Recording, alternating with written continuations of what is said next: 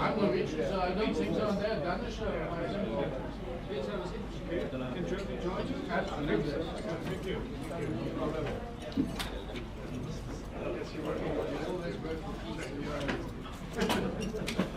Gee, am I lucky.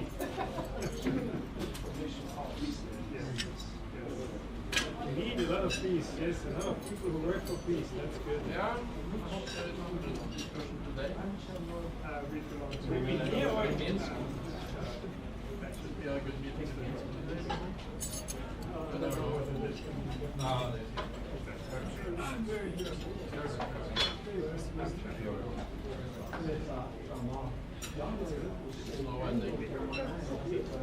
A big surprise we had. On sul aega?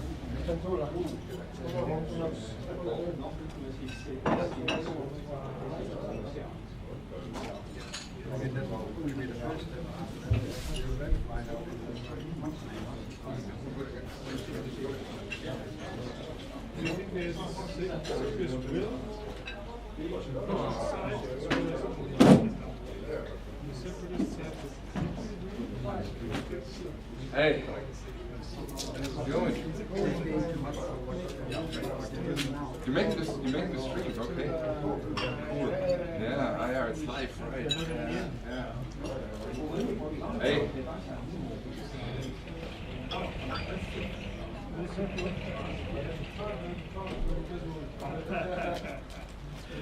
Hey, Bruce. No, I just got back from Bangkok last night. Yeah, I was.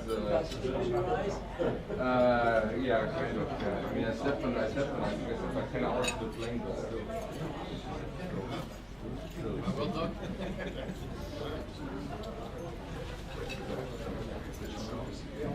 You just have no idea where. Hey, how are you? Good to see you. Good, sound. So far, so good. Just got back from Bangkok. Oh, all right. I told you, I was surprised. Today it's yesterday and today. It's very good. Isn't that nice? Beautiful. You're from Sweden, or what? Bangkok. Bangkok.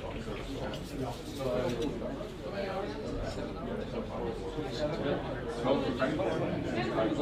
Ja, ja.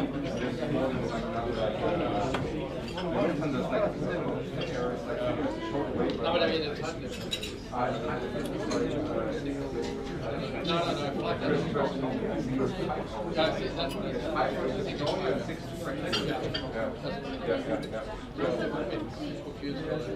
Actually, it's not that bad. this way is even better. Yeah, way over. I mean, it's always like, I'm always confused when you're in the US.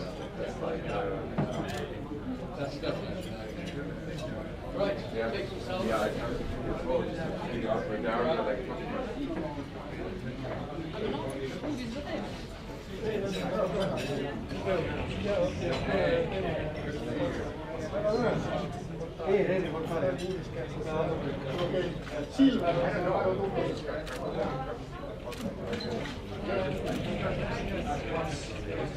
kas see algus läheb täpselt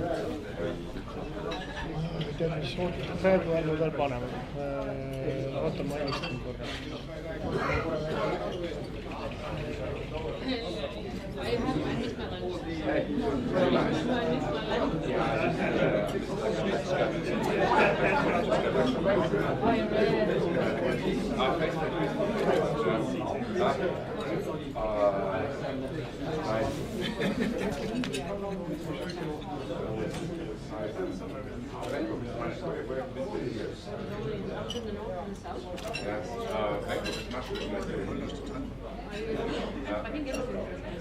That's right.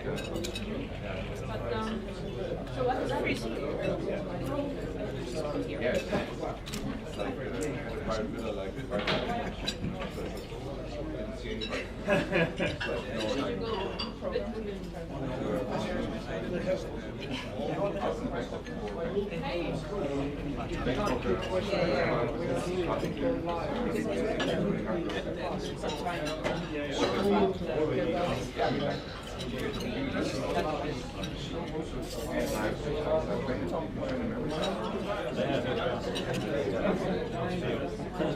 Who are you?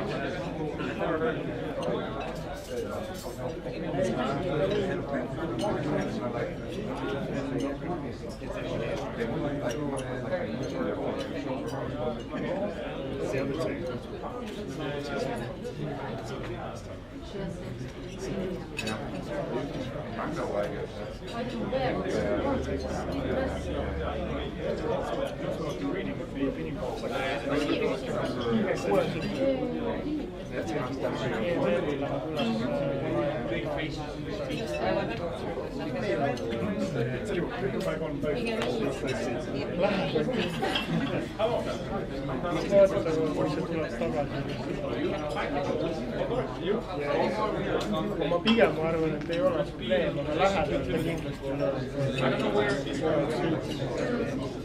Ma ei teagi, mul on suhteliselt võrk.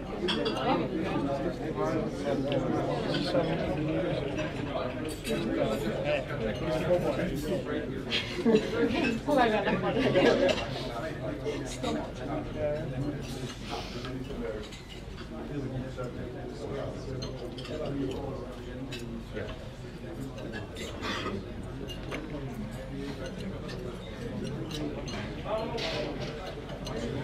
Kuule, ma küsisin,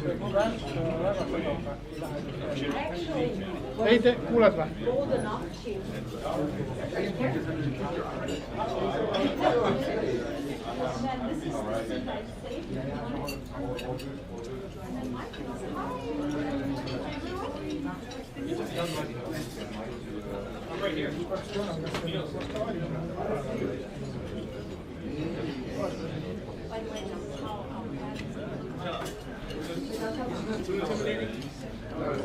Siin oli niimoodi mõeldud, et see jäi niimoodi väga eraldi.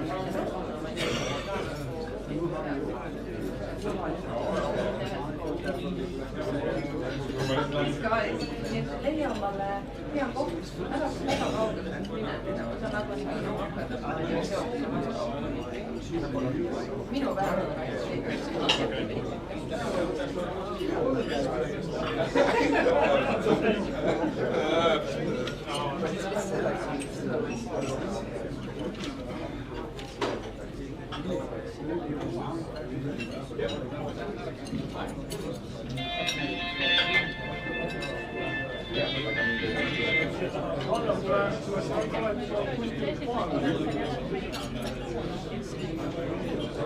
sa pead tulema selle läbi restorani sinna taha lõppu välja.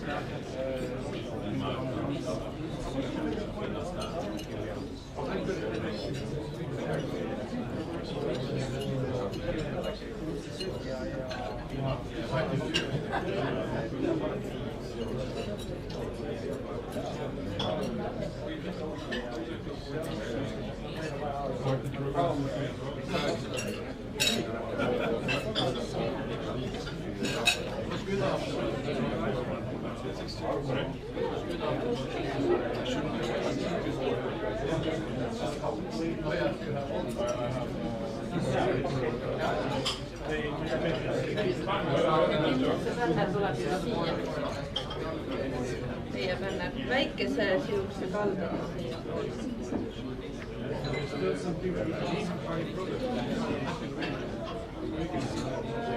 Oleme siia mingi nagu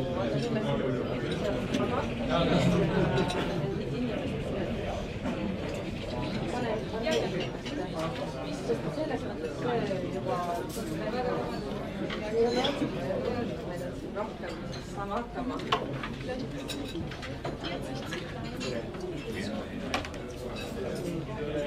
No, paneme.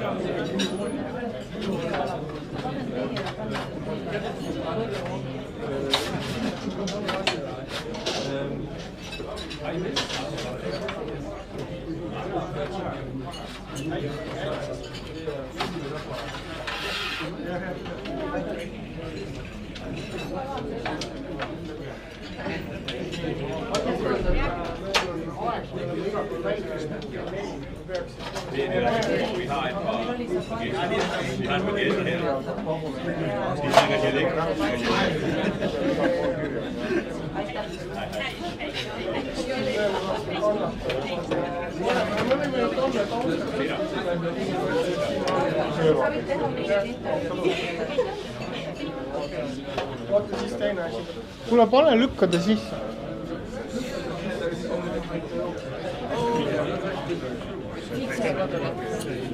No jaa, seda ma ei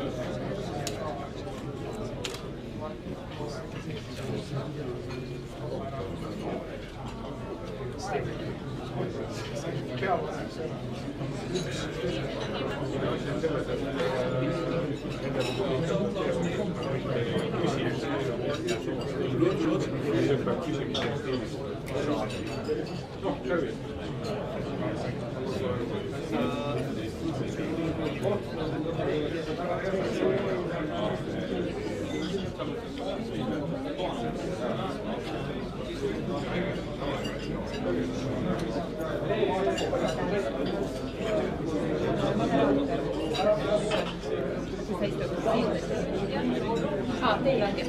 Ei, mitte midagi. Jah, okei.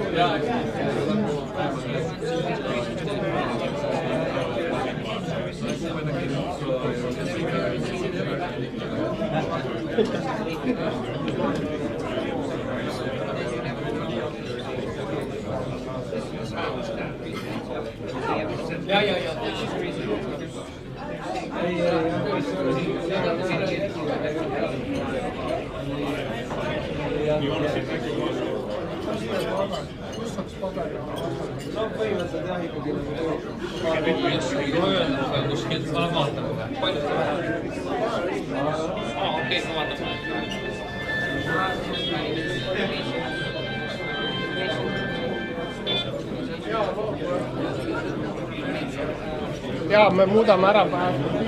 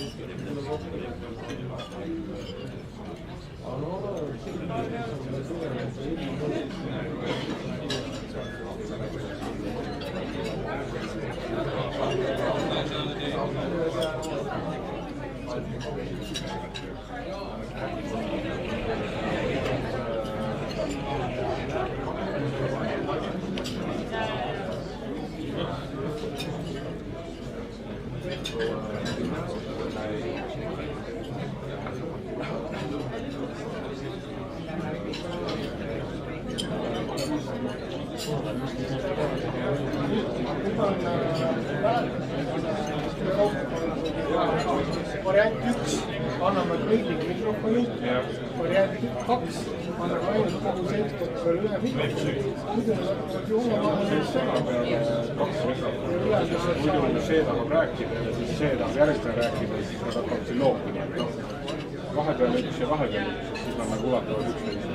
Aga ma ei tea, kas mulle saab midagi külge panna. Sinul on peab muskama, aga te ei segaks ükskõik. Ei no kahtlemata otse üle panna. Teatud värgid siin ära kaetud, teadsid, et on otse üle panna. Avalikult ei hakkaks. Sõimama valitsus, kes on riigi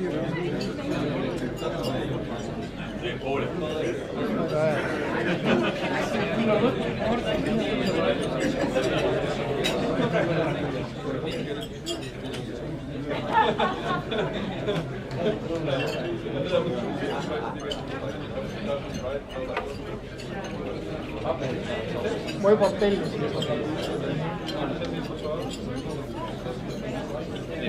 Paneme siia. Just.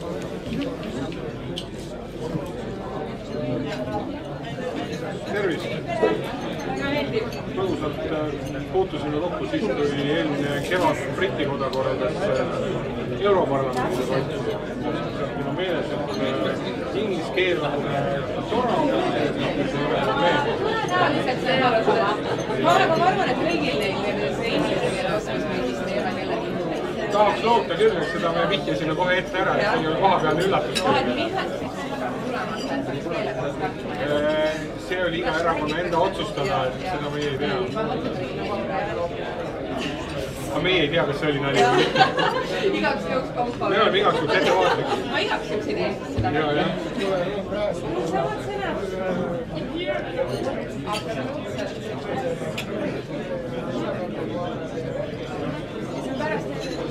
Ja.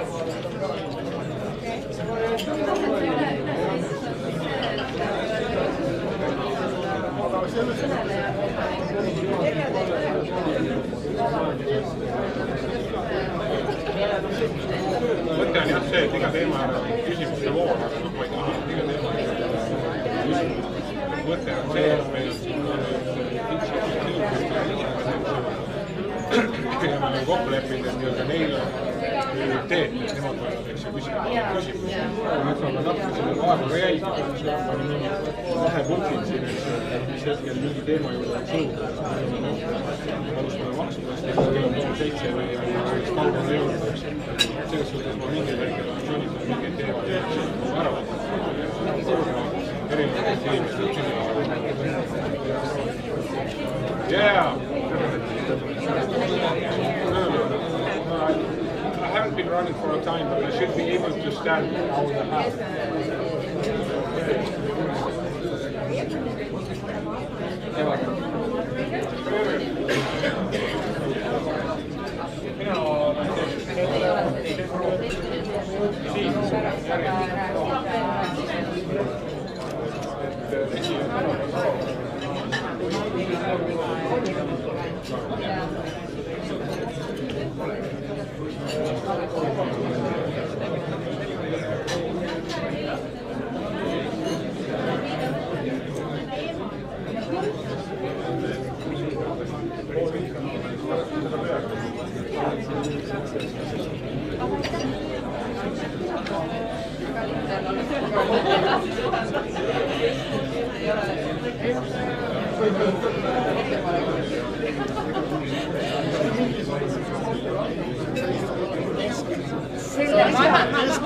miskipärast ma mõtlesin, et ei ole kohti ja ma panin niimoodi ja ma mõtlesin, et ma ei taha panna naisvaratust ära. Aga selles mõttes on tegelikult sotsiaaldemokraadid, aga ei vaata. See on kõik mulle veidi. Siis see analüüsida oma meest. Selles mõttes, et muidu kuulad ilusti poliitilisest tüüpi järgi reegliliselt, aga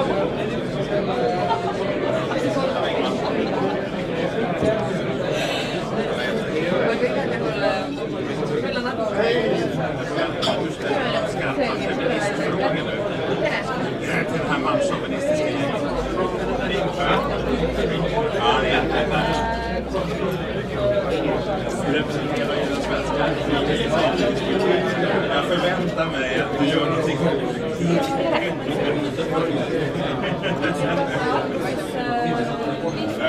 on aega ise rääkida ja siis hakkab enda poolt valitud. Ja siis hakkab operaator tööle. On teil küsimus? Millest ma räägin? See küsimus. Enda tutvustus. Mida te soovite vabatuste rääkida pärast? Mis teema? Kas te olete saanud need Pittsburghi paberid? See tähendab, see on mingi sellise ettepanekute nimel. Okei. Meil on iga päev ikka rohkem kui üks debatt, nii et läheb edasi. Kell 6 peaks olema üks, sinna me ei jõua. Siis olen telekas ja mul ei ole nagu ettepoolid, mis ennast toimub. Aga mikrofoni kaotas ja mis on ikka siis? Aga edu.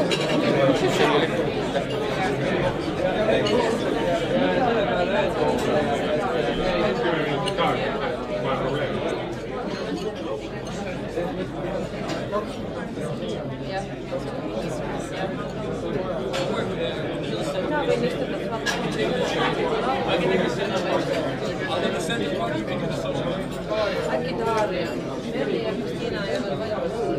Kas ma võtan võta 2 tükki ja siis 2 tahavad. Kas need ka ei ole? 2 mikrofoni on 4 peale. Et see väike nali.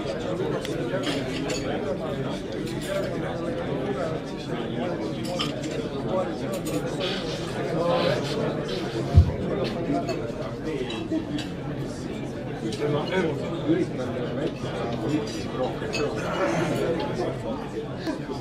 Ma arvan, et nad saavad sellega ise väga hästi hakkama.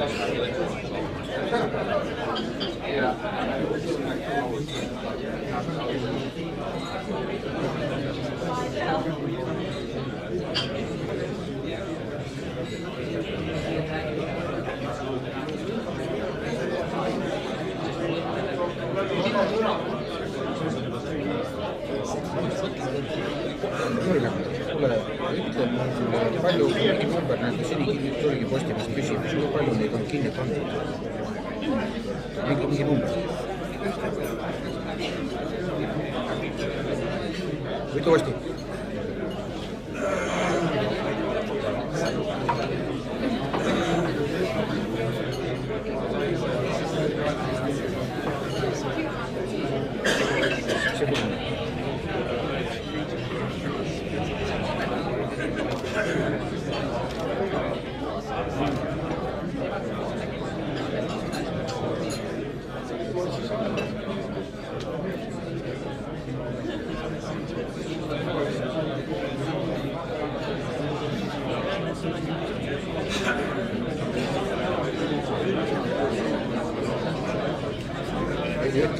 Ütle midagi, mul on vaja põhimõtteliselt öelda, et neid on pandud, palju neid oli, palju neid on jäänud, mingi selline.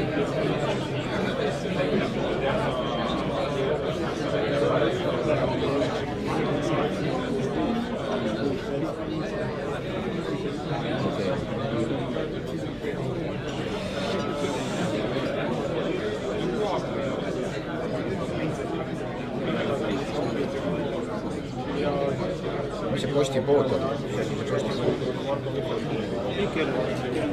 Kus on minu? Okei, aga palju neid on? Ma kuskilt nägin seda.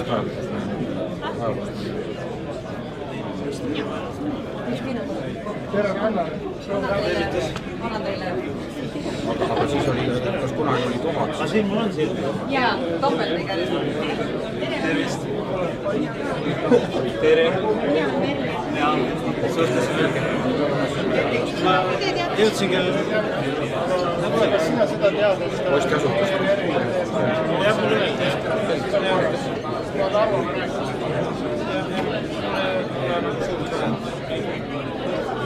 Jutt ei muu. Olema nagu kõik info olemas. Mina teiste kohta ei tea, sest mina ei vasta. Mul nüüd on jah, ma isegi jõudsin läbi.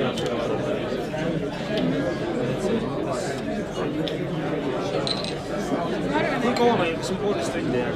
1,5 tundi, see on maksimaalselt 1,5, et 18.30 hiljemalt lõpetame ära. Isegi kui on küsimusi, siis Jaa, ma üritan pigem 18-15 vahel lõpetada, et siis kes tahab saab veel siin vahepoolud inimestega suhelda, aga 18.30 hiljemalt saaks kõik ära minna, kes tahab. Ja mul on ka 18.30. See on eesmärk. siin pidime olema publikus, me juba registreerinud Vabaerakond.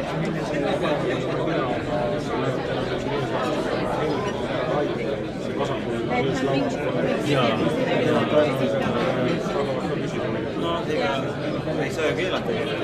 Absoluutselt. Meil on tulnud välisinvestorite ürituseks, kuna üritused on avalikud. Meil on aru saanud, on Ja Oudekki on juba briefitud, Jürgen, sul on ka kõik info olemas. Kuidas? Mul on oma kirjavahetus, ma ei taha segada. Räägime vaikselt.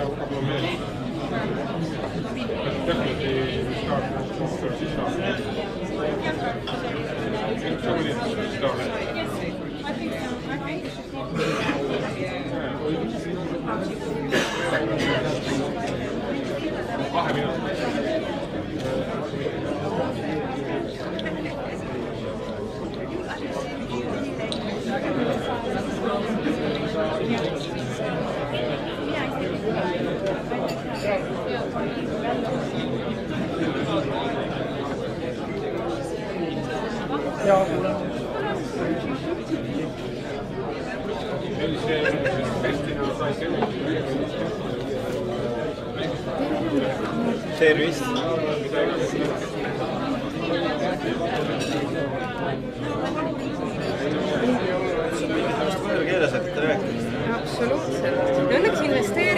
aasta ei ole väga paha võõrkeeles rääkida. Jah, samas ma olen tunnistama, et haridusvaldkonnas oli natukene. Mina igaks juhuks panin mõned kirja. Ma panin mõned sõnad kirja, mida ma ei tea. Millised sõnad? Töövõimetuse reform. Jaa, see on väga huvitav, töövõimetuse. Ma leidsin mingi eksimus töövõimetuse. Ma ei tea, mis selline töövõimetuse reform.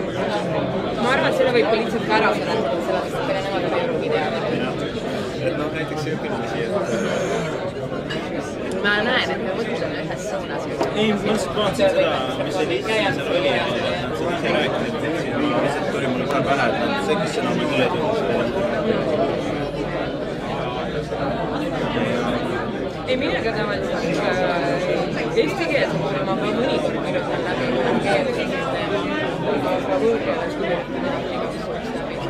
sul on see asi, et süntaks läheb. No seda on, aga ausalt kõige rumalam on see, et see nagu see üleminek mingist hetkest.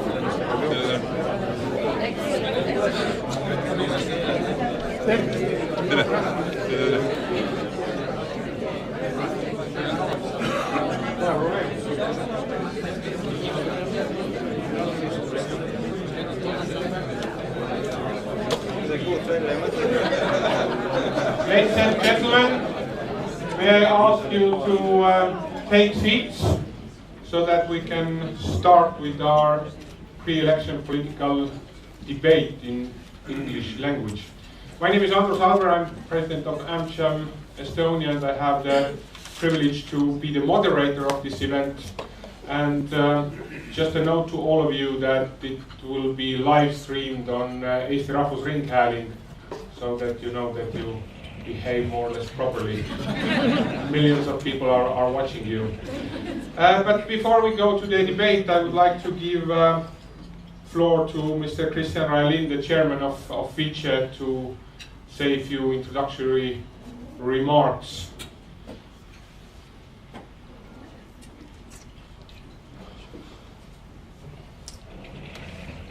Oh.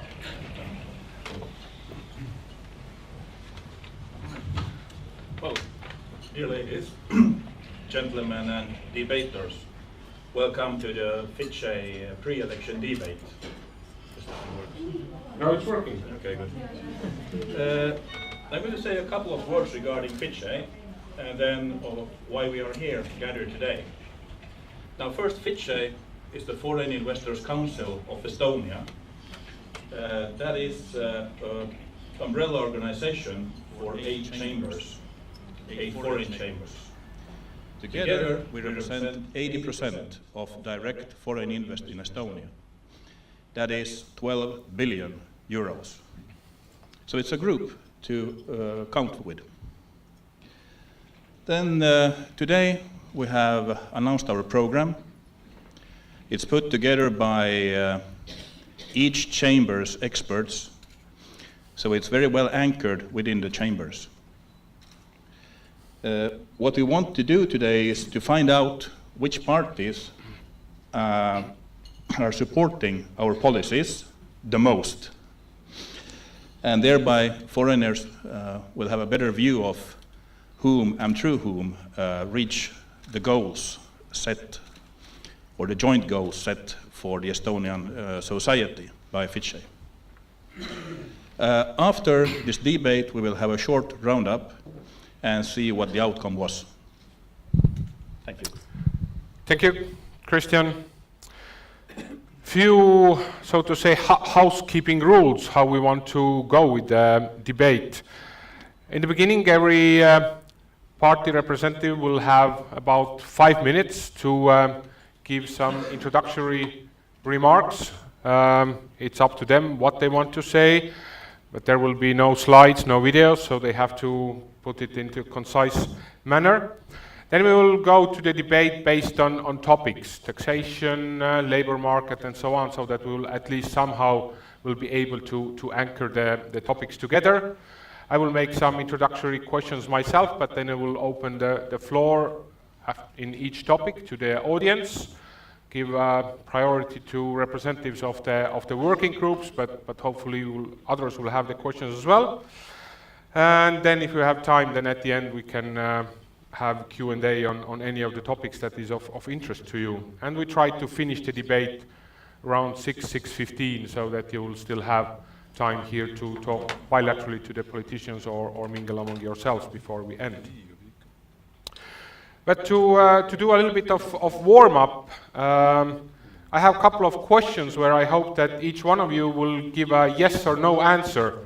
I know that you can put the disclaimer or buts and ifs to any question, but I hope I will be able to phrase them in a very simple manner so that you can answer yes or no.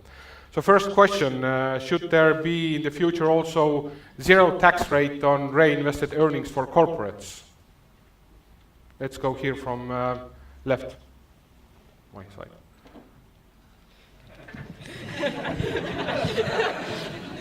Yeah, that's a good question. Actually. Yes. The short answer is yes, but. Well, we go to the but later, yes. But now just. So the short answer is yes, but. Okay, good. The zero rate. On reinvested earnings on corporates like it is today? No. Thank you. This is one of the big issues of those elections, whether we can defend the existing tax system, and I am defending it. I am one of the authors of it, and think it's good. There are two.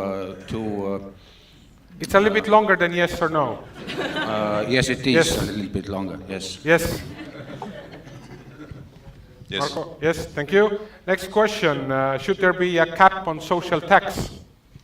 We can go back with the mic, starting with Marco. What do you mean by cap? Upper cap on social tax.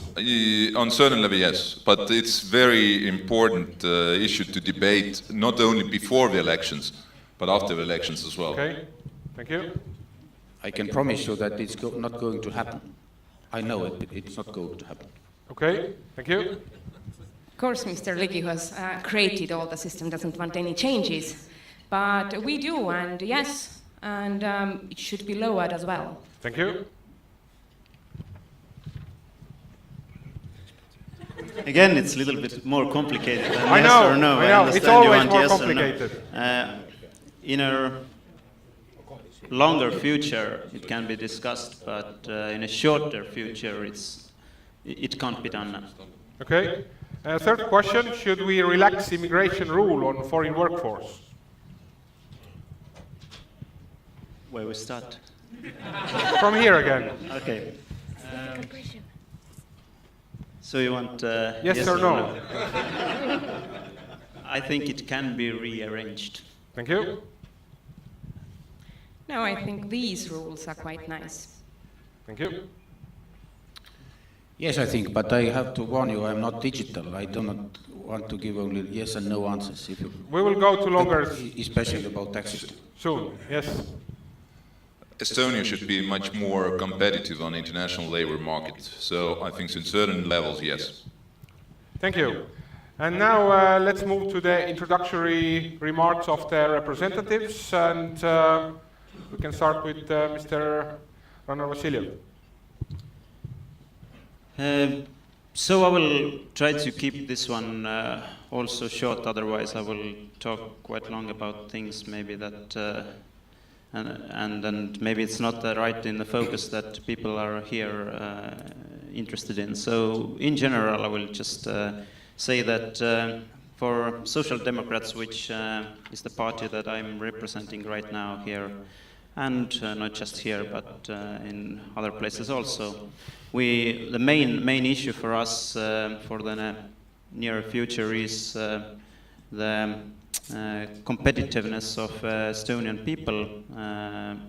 We're talking about skills of the workforce, but also the skills of the managers, which are mainly or mostly things that are focused on different analyses which concern Estonia. So I think that that's the most important thing for Estonia to focus in near future. And that's the main thing that our program for the elections are about. So investing into the human force or human capital, investing in human capital, I think is the main issue for us. It's very generally, as I understand, we can go to more details in later, so I will save some time for the certain questions. Thank you. Thank you.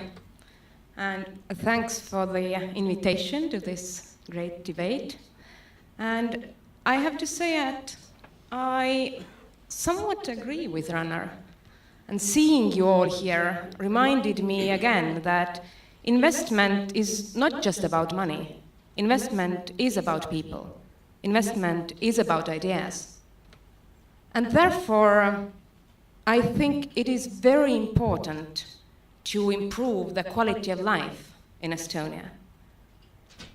An educated workforce, the thriving cities, where workers and managers from all the Europe actually want to live, are as important as taxes and legal regulation for creating a good investment atmosphere. Well, we do propose tax reform as well, but I think I'm going to discuss it later. But I'm convinced that Estonia, as a state, Estonian government needs to invest, and needs to invest to make Estonia more attractive for its people, for entrepreneurs, for workers, and for foreign investors as well. These investments into healthcare, into better education, into better vocational education, into infrastructure, do get the fundamentals right for every one of us. These create an atmosphere that is secure, that is profitable, that is safe. This is what we want to do. And for this, we need everyone. All our brilliant, creative, engaged citizens. And I thank you again, all of you, because I see that FICE gives us a hand in creating this kind of bright future. And I thank you for this. Thank you. Thank you. Looking at the recommendations you proposed us, I have to say I agree with most of it. There are details that should be discussed, of course, but they are really small in comparison with the big changes in our investment climate, which are proposed by some parties for the future. I believe our investment climate is quite good according to international comparisons. We should first defend it, the best part of it.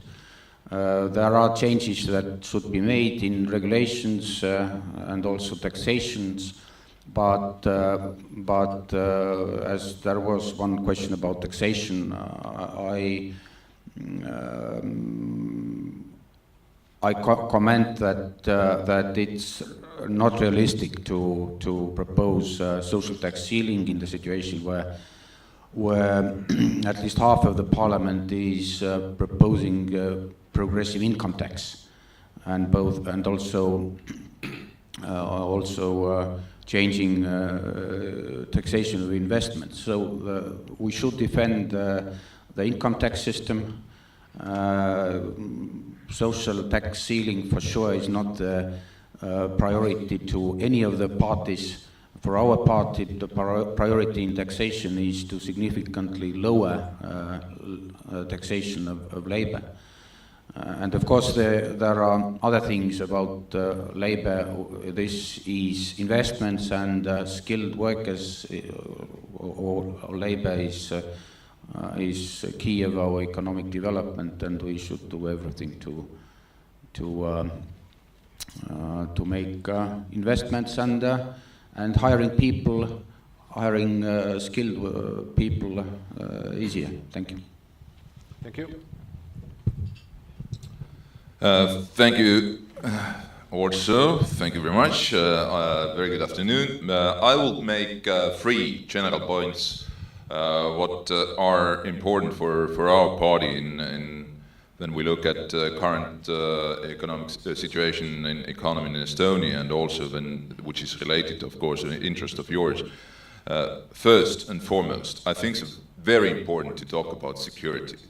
Security environment is essential in terms of how Estonia will look like in years to come. We all know the security environment in Europe generally has changed.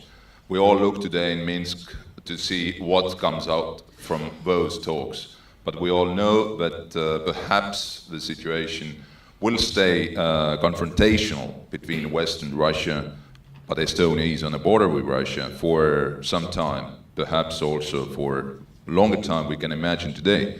And we have to do all that Estonia is secure, and also the place to invest is secure, and the international knowledge about that Estonia is a secure place to come and invest is essential for the next government.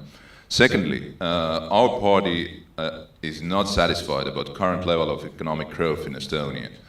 I think that we have not done enough in this turbulent situation in Europe and in our region, of course, where our open economy is very much connected to what's happening in Finland or other countries. But still, in our program, actually, which is almost more than 100 pages, the significant part of that is economic program for economy, and there are several steps what we foresee to increase economic growth in Estonia for the next years. And third, but not least, I think so this is generally a shared view among political parties, but also, I guess, among investors, including foreign investors, is that we have to increase quality of our labor force.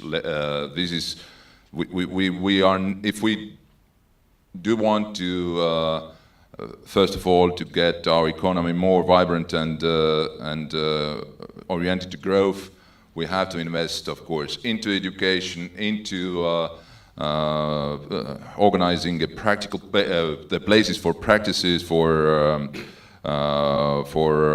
our enterprises looking for labor force in Estonia or new labor force.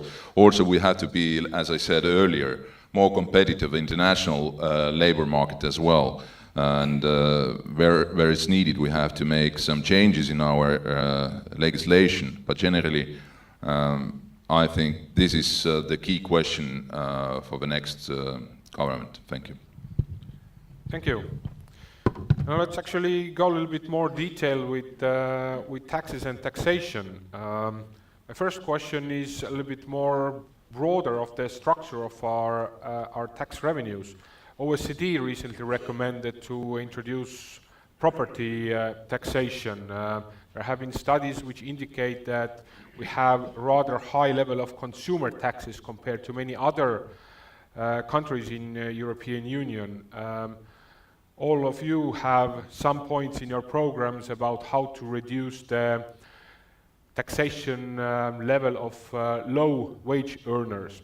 So I would first like to ask you the question of whether you see the need to seriously change the structure of our tax revenues in coming years, or you think that we should really look maybe on the details of each level, or we need a serious restructuring of the tax revenues. So maybe we can start now from Marko, from that end. Yes, thanks.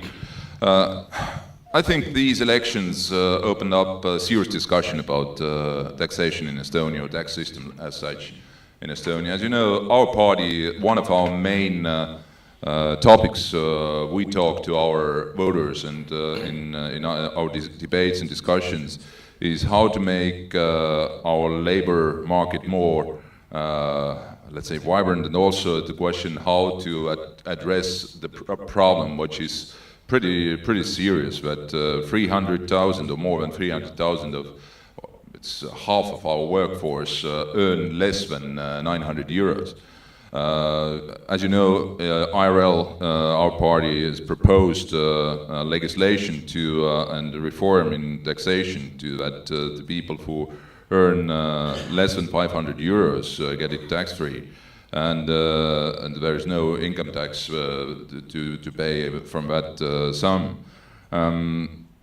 We have got a lot of very positive response, not only for people who earn the numbers what I said, but also from investors. We actually have discussed our ideas with our business community, but also for foreign investors, and I think so this is something what will help us to keep people in Estonia, will make them more active in terms of on our labor market as well, and allow also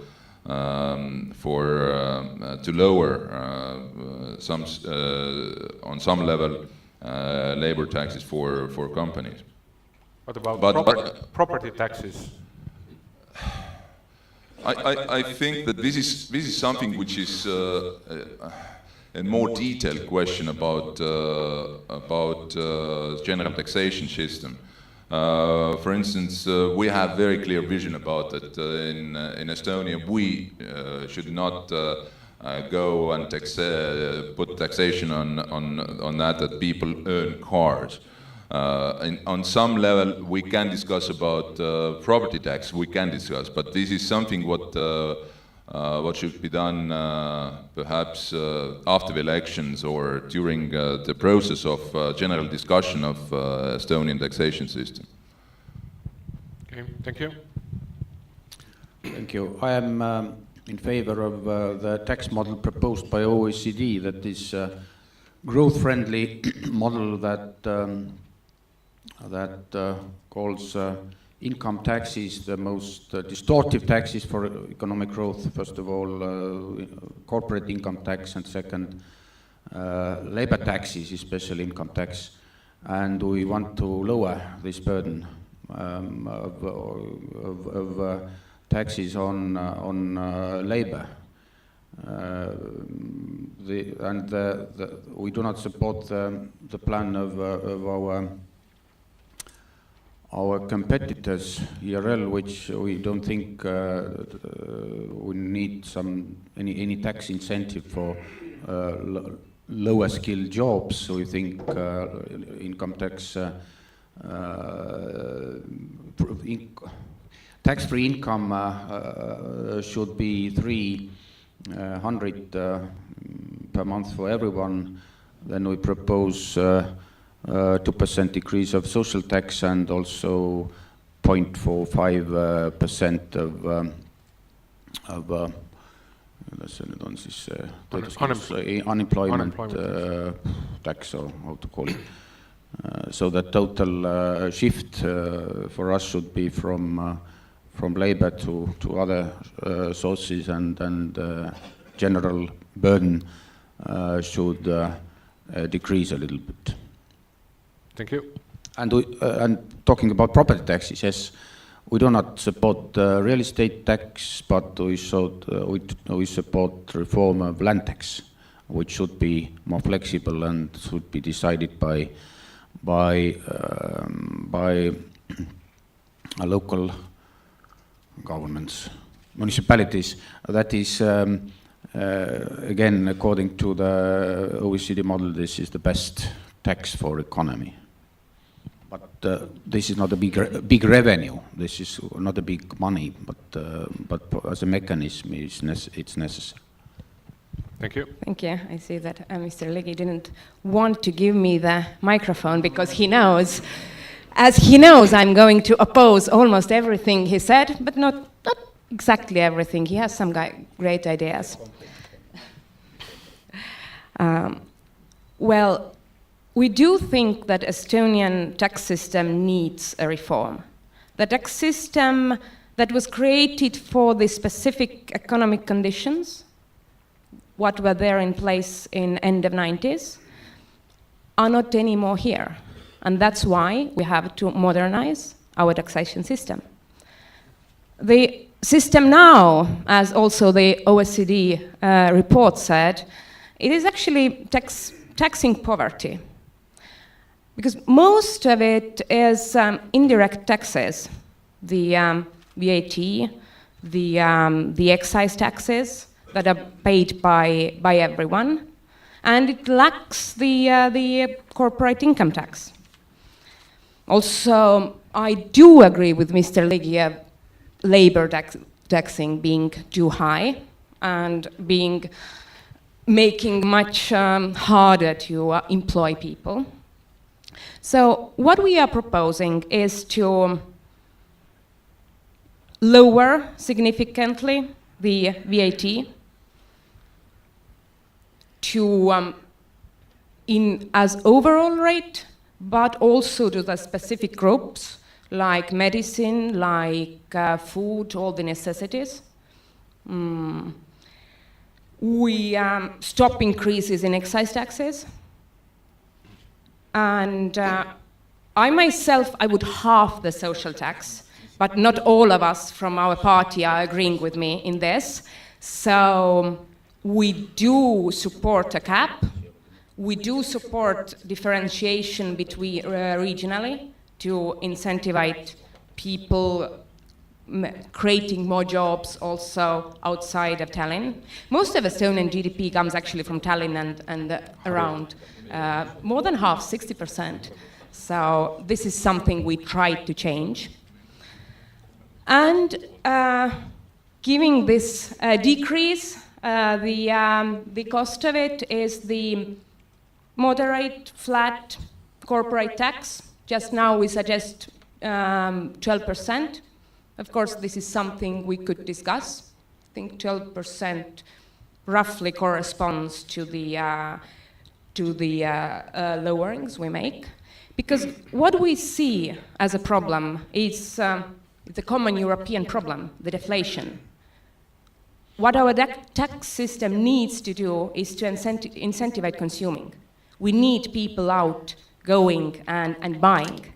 And that's why all taxes that limit their consuming are actually harmful for Europe, for us, for investors. And this is the basis of our tax reform. Thank you. Thank you. First, a little bit about the structure of the tax system. In a way, generally, I can agree that if we compare Estonia to other European Union countries and most of the OECD countries, we can see that we are taxing quite high consumption, quite low is the taxation on property. Now, whether we should lower the taxation on consumption, that's a question which can't be answered yes or no, as we saw the questions before, because we have to see what's the consumption, what kind of consumption is taxed actually. I don't think that value-added tax rate in Estonia should be increased in future. I think it's pretty high. Now the question is whether the excise tax, for example, on alcohol or tobacco should stay as the same level as Central Party just said. I don't think so. I think it's at least has to grow as much as is growing the wages or salaries in a society. So I think taxing tobacco and alcohol is pretty much okay. And as well as for us, we are a program, it's introduced some new taxes also on e-cigarettes, which are having nicotine in it actually can't be sold at all right now, and that's not probably the most wise thing to do. So excise taxes, growth in them, I think it's okay. Value-added tax, I think it's pretty high already, so no increase in there. Whether we should have some exempts in value-added tax, whether the tax should be lower in different fields. For example, on food, I don't see that. I know how much it costs, or amount of it about, and I don't see that price of it for the state budget is comparable to the effect which it gives to the lower income people having their food basket cheaper. So I don't think it's very wise way to improve the life standard of the lower wage people. So I don't think it's a very good way to or good scenario for the future. Now going forward, when Central Party said about the income tax of the companies, then there are also very many questions about it. You could say that we should have this traditional income tax, as Central Party said, 12%. If we look south from Estonia to Latvia to Lithuania, they have income tax rate 15%. They don't collect more revenue to the state budget, or to be correct, the implicit tax rate on the profit is not higher than in Estonia actually. So compared to the profits, we collect as much or even more money. So it's not just about the rate, but also about what kind of things are zero rated and so on. Most of or actually everybody who has traditional income tax, they have some part of the income which is not taxed. So that's also the thing that should be considered if we are talking about moving to the traditional income tax in corporates. About taxing the salaries or wages or employed people, the question, as it was mentioned, that everybody are talking about the low income people taxes, and actually I think that's the good that everybody is focusing on that, because if we compare, for example, the tax wage to the other European Union countries, we can see that actually Estonian high salary people are not taxed high comparing European Union. What actually, who are taxed highly is the low salary workers. The tax wage for the 2/3 of the average income is actually higher than the average of in European Union. But if we already move to the average income, then it's not above the European Union average. And if we go even further there, then we move lower there in taxation. So I think the focusing on the lower wage people is and reducing their taxation is a way to move. But and about property tax, one thing that raises not just we don't have to change anything. If we make a new valuation of the land, we can probably see the increase in property taxes already, and that's a thing that is going to happen in the year 2016. And I think it's a pretty wise way to collect some money. Also, it's fair because as the last valuation was done some 10 years ago, then the people or the land which value has increased, they are paying actually less than they should, and then the other way around. So I think it's a pretty good way to collect some money from property.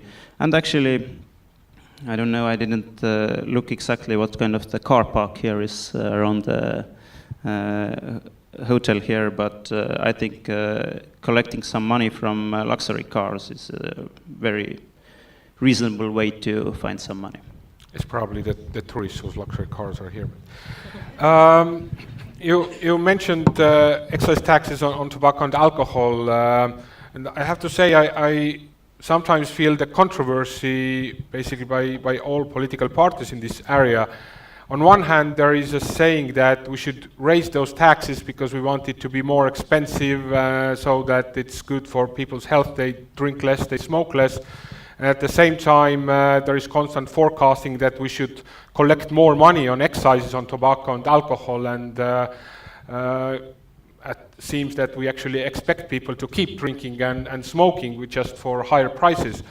So should we then expect that there will be less revenue from excises on alcohol and tobacco in the future if we want to make it more difficult for people to consume them for health reasons? I will start. Actually, this taxation is one way to reduce the consumption of tobacco and alcohol. There are also some others. I'm not going to focus too much of it as it's not the topic right now. One thing is, for example, this commercials or advertisements or the limits there. But the case is that if we raise the tobacco or alcohol excise tax, I don't know, 10 or 20%, then of course the consumption doesn't lower 10 or 20%. It's a little bit. Or it's actually smaller. You can't say where it's little bit or high. It's after you can make some analysis, but that's the way how it works, and then that's the way why raising the tax on excise tax on alcohol and tobacco actually brings in some money. So it can lower the consumption, but it's not going to be as high. The lowering is not going to be as high as the increase in taxes. Okay. As I said, I do not favor this kind of taxes again that somehow stop consumption. The same goes actually for the luxury cars. It sounds very beautiful, but I don't see very good justification for this, and it is more punishing people who can afford good cars than getting some serious revenue of this. We are not depending on how many luxury cars we actually do have in Estonia. Some. So it depends on the definition of a luxury car. If anything above Daewoo is a luxury car, then you collect a lot. Well, we could call car as such a luxury, and I'm not in favor of this. And also, excise taxes, as Rannar very goodly pointed out, have the limit of being effective to create more healthy environment. Much more important is that people actually have choice. The problem of not healthy consumption of alcohol comes usually out of this, that it is the cheapest way of leisure. It is the cheapest entertainment that they're around. And it shouldn't be like this. And that's why I was talking on investing into people. We must have different choices, better education, more theaters, more accessible theaters, even for those people who live in the countryside. And this works much effectively as raising the excise taxes. Moreover, raising the excise taxes could lead to the black market, and we have had very sad case of a black market alcohol in the beginning of 2000s, which ended up with many people dead or blind. I don't want to go back there. So we need to create taxation system that is based, or let's say if we are talking how state invests, we don't tax consumption, we tax this as little as possible. We tax somewhat income, and for the investments that need large flows of capital, we need to use the T-bonds. We need to use financial mechanisms. The Estonian financial system has not yet arrived into 21st century. We are intending to bring it here. Excellent, thank you. What was the question? The question was about excise taxes on tobacco and alcohol. Yes, I like them. And I can't see any controversy there. We want people to drink and smoke less by taxing higher and by collecting more revenues at the same time. So we see a significant increase of those excises. Of course, there are limits, black market and so on. But yes, we think it's a good idea. Thank you. But this is a compensation for the budget for decreasing labor taxes. Habits are sometimes rather strong, and bad habits sometimes even more stronger. But our party certainly favors more to tax consumption rather than incomes. And this excise tax is what we're talking about, alcohol and tobacco, gradual growth, yes.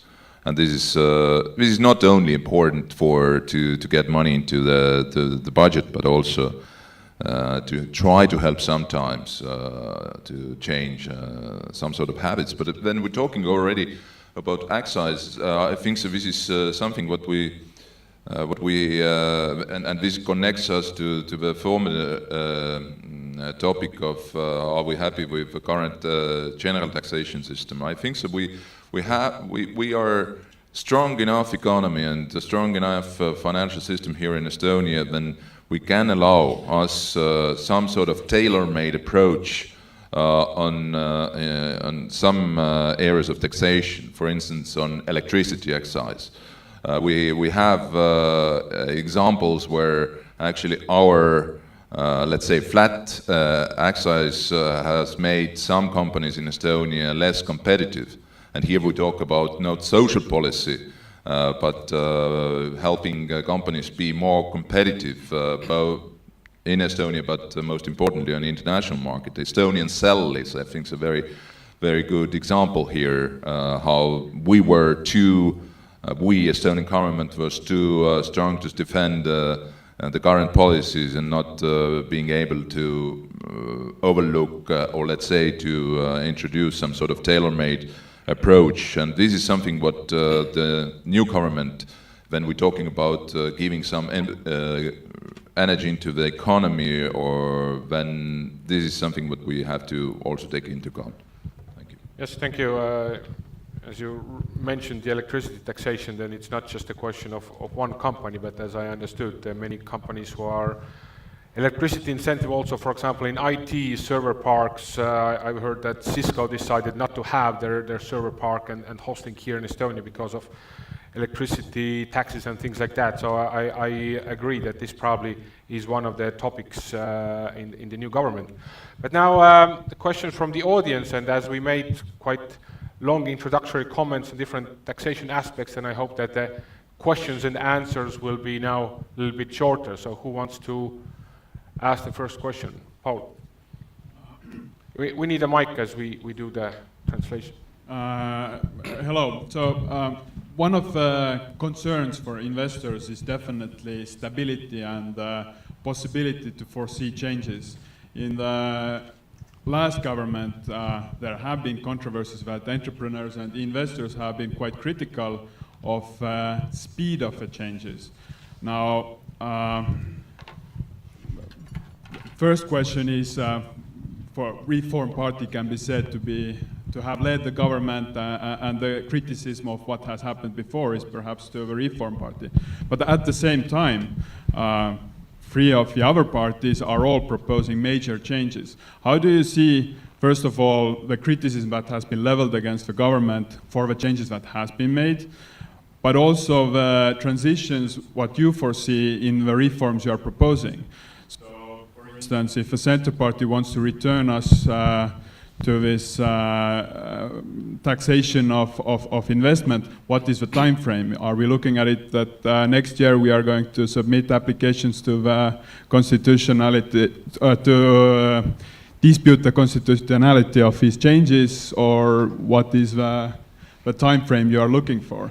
Also, I saw that in the Social Democrats program there is foreseen a new register of lending.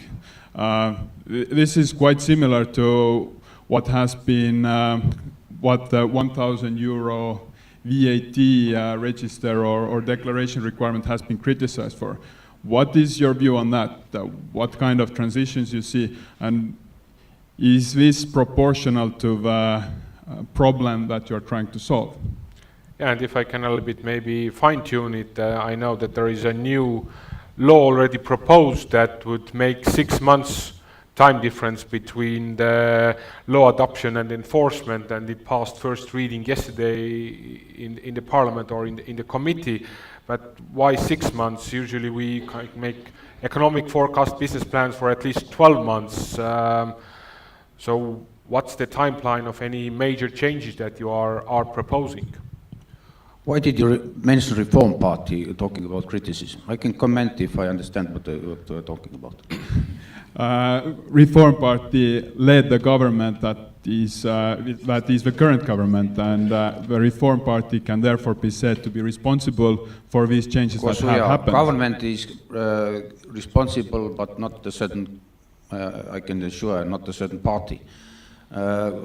Normal rhythm is to announce about changes in taxes at least 1 year in advance, which effectively means more than 1 year, that they are proposed to the parliament in the autumn, in September, and they were in act since the beginning, the next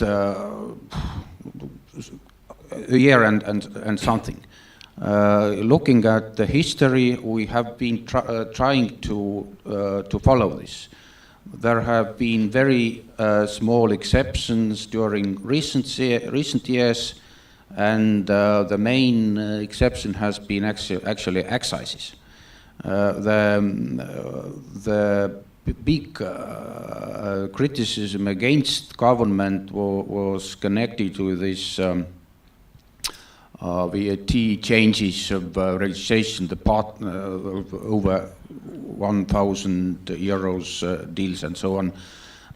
This was proposed by me as a minister to be accepted exactly as I told. Since 1st of January, I proposed it in somewhere August 2013 because the government was in crisis. We couldn't control the increase of costs, and this was the pressure on, of course, the minister had to propose sources, and I proposed them long in advance.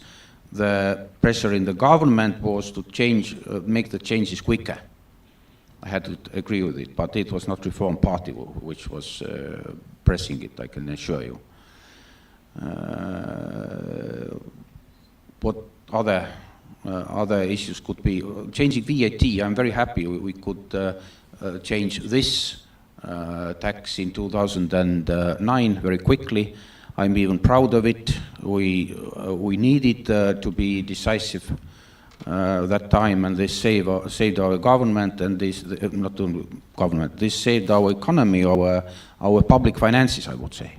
It would be too much to say that whole economy, but public finances, and it also made our tax structure better. As I told, taxation of consumption is almost neutral for economic growth, so. But you and this law, this law you mentioned, it will be accepted, but to my mind, I'm not happy about this law because some flexibility should be left to make the choices. In some it's not always favorable changes that unfavorable changes that are proposed. In some cases, we, for example, want to decrease some sort of tax. For example, a certain example is to decrease this unemployment fee, is the right word probably. And if we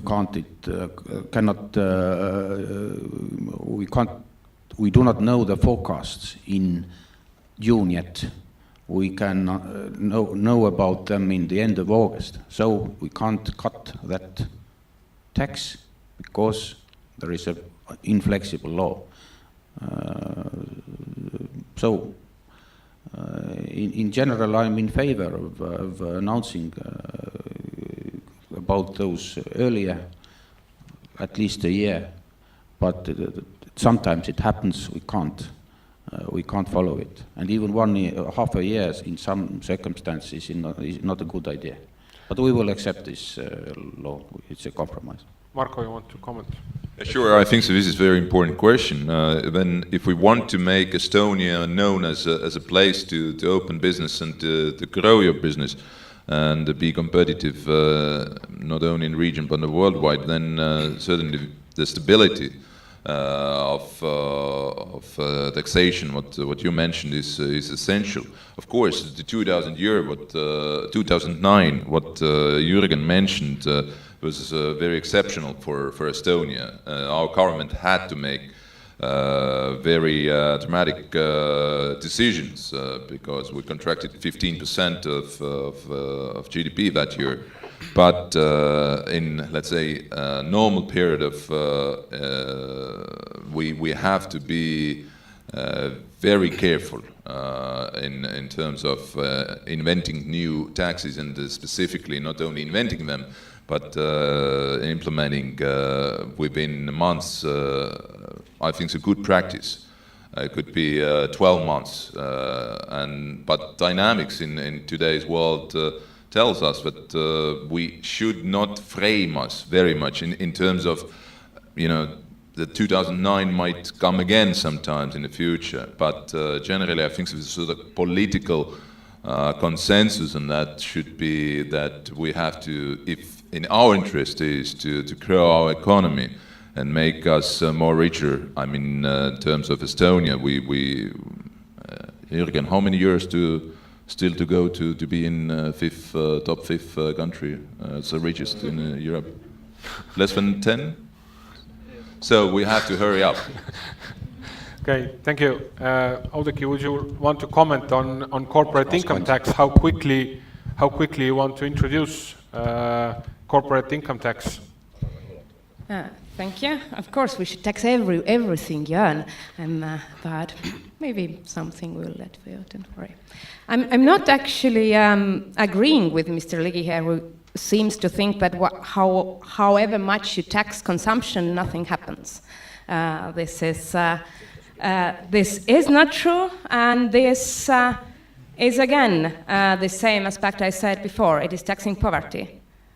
People with lower income pay more indirect taxes out of their income because they pay taxes out of everything.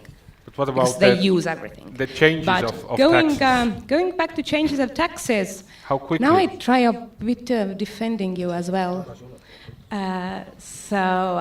It is a sovereign right of a parliament to change taxes. So I'm not, the government didn't do anything legally wrong. This is how the question is about expectations. But as we are proposing a very thorough reform, of course the first we need is the democratic consensus from our people, for people who come to elect parliament to vote on 1st of March. If they say yes for this tax reform, then the next thing to do rationally is to take together all economic actors, businessmen, trade unions, everyone who is related, investors, everyone who is related to economic affairs, and discuss what is the reasonable time frame, what are the reasonable steps to achieve this political goal. Okay, thank you. And if you want to add something? Very shortly, because some of the taxes you actually, the time you have to pay compared to the time that the law is accepted in a parliament, it's going to be quite, the period is going to be quite long anyway, because I think even Central Party can't imagine that they actually introduced the corporate income tax and doing it in year 2015, they also already expect companies to pay in year 2016 because I think in theory, if this is introduced, it only can be done that the whole year, which is going to be taxed, starts with after this new law is accepted. So it means the first year you can, in theory, collect the money is year 2017, introducing it in year 2015. Some of the taxes which taxing the period that was last year period can you can't collect the money before in that cases. But just in comment with that, in general, I think that the question how long should be the period or the period between the law accepted in a parliament and the time where it's actually going to affect the companies or whole society. I think the period should be quite long. I'm not sure that that if it's longer than 12 months, it can be all the time achieved because of the time for work of the putting together the budget. But in normal circumstances, I think that if the new government is going to be made, they should kind of make in the coalition agreement, they should kind of say in which year which tax is going to be introduced. I think that gives some certainty. That's a very good idea. And I think that the thing that we actually in the finance committee is okay. It's in a process of making, but it's also already been in a big hall of the parliament that the time between accepting the law by the government and between that certain point and then the point where it's going to affect the companies or persons, it's going to be at least 6 months. I think it's a good idea. I think it's very big step forward because we never had that kind of principle before in a law, and then that was proposed by the Chamber of Commerce and Industry. So I think it's a very realistic proposal from them, and that I think it's going to be in a law in the near future. So it gives some certainty for future. But I think in most of the cases the knowledge of new tax should be even bigger the period or longer the period.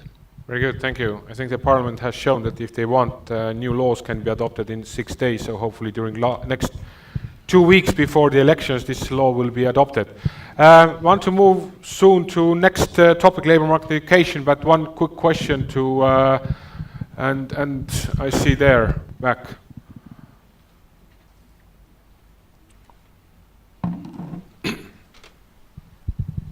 Yes, hello. I have a question, which is regarding corporate income tax. We are saying that we should introduce a corporate income tax of 12%. Now, isn't corporate income tax the same as ettevõtete tulumaks? And we already have 20%. So is the idea to have 20 plus 12, not 12? So I guess that's for Audeki to answer.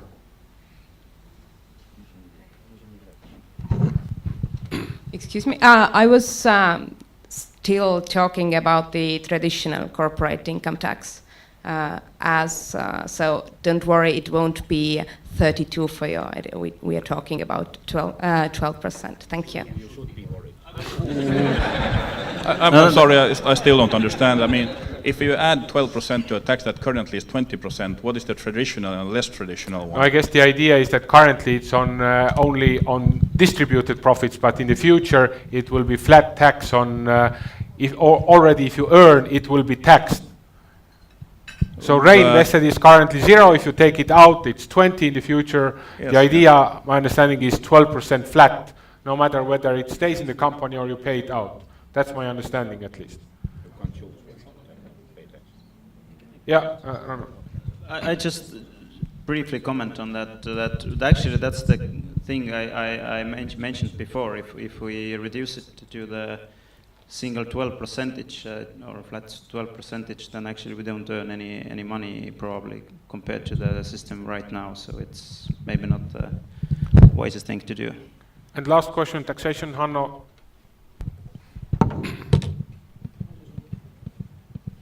It's on. Sorry to interrupting your good way how you lead that, but I would like to hear more. Here you see all the kind debaters in front of you, the biggest investors into Estonia. One thing with taxation, what will bring in more investments into Estonia, and one thing that will keep them happy. Only one thing from everyone. So, from where we start? Okay, Marko. One thing that would make Estonia even more attractive, and one thing that would, from taxation point of view, keep current investors happy. It's two black and white worlds, I must guess, but there is no such thing like one thing. I think so. This is very complex system is taxation anyway, and Estonia has proved throughout last 20 years that the solid, let's say, ground of our taxation system is working pretty well. But of course, we have to implement some additional sort of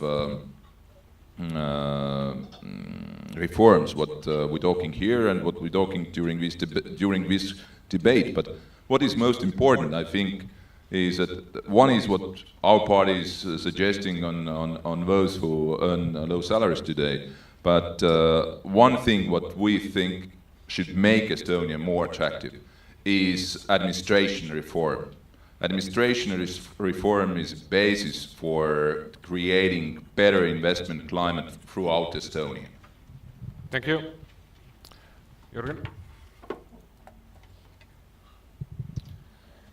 The one thing is a stable tax system with lower labor taxation, less regulations, more skilled workers, and so on and so on. If I have to choose just one, then educated and creative people. If I have to choose two, then I would add the overall environment, cities with enough services, places where people actually want to live in. In general, as I started, I think the most important thing is that here are the people who are willing and who can do the job which for which can be paid quite high salary, which means that the skills of the workers are high, but as well as also the skilled managers. So I think that's one thing. About maybe taxation, there are very many things mentioned, but one thing that actually hasn't mentioned is that I think for the foreign companies, one important thing is that if the parties are going to the elections, that their proposals concerning about or ideas concerning about the tax system are realistic. I think that it would be or would give certainty to foreign investors if the proposals which are reducing the income of the state are also covered by the ways to kind of gain more revenue or cut some expenditures. So I think that's also very important for the foreign investment companies. That means that they won't get any surprises after the elections. Thank you. The next part of the debate, I'd like to focus more on labor market and education. It has been mentioned many times, and next to together with the taxes and everything that is related to financial side, it's definitely important part for any investor, be it local or foreign investor.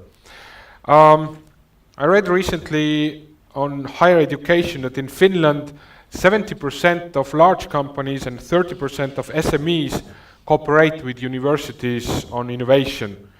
In Estonia, the same numbers are 29% and 8%, so much less.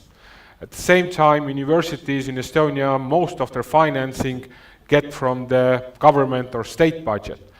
So what do you think, what could the government do more in order to make the cooperation between universities and the private sector, but also vocational schools and private sector more effective, so that those who are graduating, be it from vocational schools or universities, are better ready for labor market? And Rannar. So I will start. I think that's one of the key questions for the next couple of years. We can talk about taxation, which is also important, but in order to get higher in this value chain, we need to improve the quality of the work, or what we are actually doing here and what we are selling. And I think the cooperation between companies and then the universities are very important. Right now, universities are mainly financed by the projects, not this stable finance. I think one thing we should change is should be the percentage 50-50. When we're talking about the older societies, there the problems are other way around. There is very high stable finance and very low project finances. We have moved to the other direction, and maybe we should find this balance there with 50-50 financing. But also, part of the finances which are not granted or which is not stable should be based on how much the project are done together with private sector. And that's the key issue. If we change the finance of the university, then that's the key to push them not do just science, but also to do science which can be used in business. And so I think that's part of the money that universities, but also vocational schools get from the government, should be related to how much they cooperate with private sector. Also with vocational schools also, but in that terms there is also this apprenticeship which should be kind of supported, that for the companies who train people who are studying at the vocational school, there should be also support for them. I think that if we take this, in Estonia we had last year there was report by IMD which was about how competitive countries are for the talents, and then one thing that actually we were pretty low there were this apprenticeship part. So I think that's also very important in vocational school system. But in all, I think that we should have one institution we have talked about in Estonia called Arengufond to be the coordinator between the companies or private sector and the universities who are doing science. That should be some coordinating institution also who is responsible and who is monitoring the process. So I think in that field this laissez-faire idea doesn't work. The state has to take here more responsibility and action. Thank you. Thank you. As already hinted, we talk here actually of the two different types of education. First, general education as such, that provide higher level literacy, numeracy to all Estonians, including universities, including kindergartens. We plan to invest largely into this system to create system where people actually do get analytical, critical thinking skills and learn less things by heart, going at the same idea that goes under our tax reform. Less is more, maybe less subjects, but better way. And this is actually a public subsidy for investment. You get better educated workers who adapt more easily to different conditions, who are more creative, etc., etc. Then there is the specific system, which means that we prepare specific person with specific skills that could be used in certain type of job. So let's go to the part of vocational training. Taking, I think, the good policy examples we can get certainly from Germany, somewhat also from Italy. And I think we have to, as Estonian government, to cooperate with business organization to create some kind of apprenticeship education system which does supply educated people in certain area which corresponds to market needs. And the same way the companies, or domestic or foreign for that matter, we could commit to the system, hire the people who come out from the vocational school, and we could share the costs with government, with local government, with investors. We could think in different business clusters in the world, where companies and also vocational schools cooperate together. This is a future I would like to see in Estonia. Thank you. The question was about how to improve cooperation between private sector and universities and vocational schools which get money from the government. I think by cooperating. The answer of cooperation is in cooperation. And there is a lot of course, ideas in our program as well, but I wouldn't want to pick them up because I listened just recently by radio new head of EAS, who is sitting in the corner, Hanna Tomberg. I think the people who are meant to deal with those problems have defined them very well. And it took an hour for him to answer those questions, and they were very convincing. So I think by admitting that there is a problem, we have also started to solve them. But I don't think, of course, how effective it can be in a small country with small businesses and small universities, because we are normally occupying only a very small change in value adding, so a small part of value adding change. So we can't expect to have a perfect profile in here, but I have the feeling that cooperation is improving. The key here is, I think, EAS also,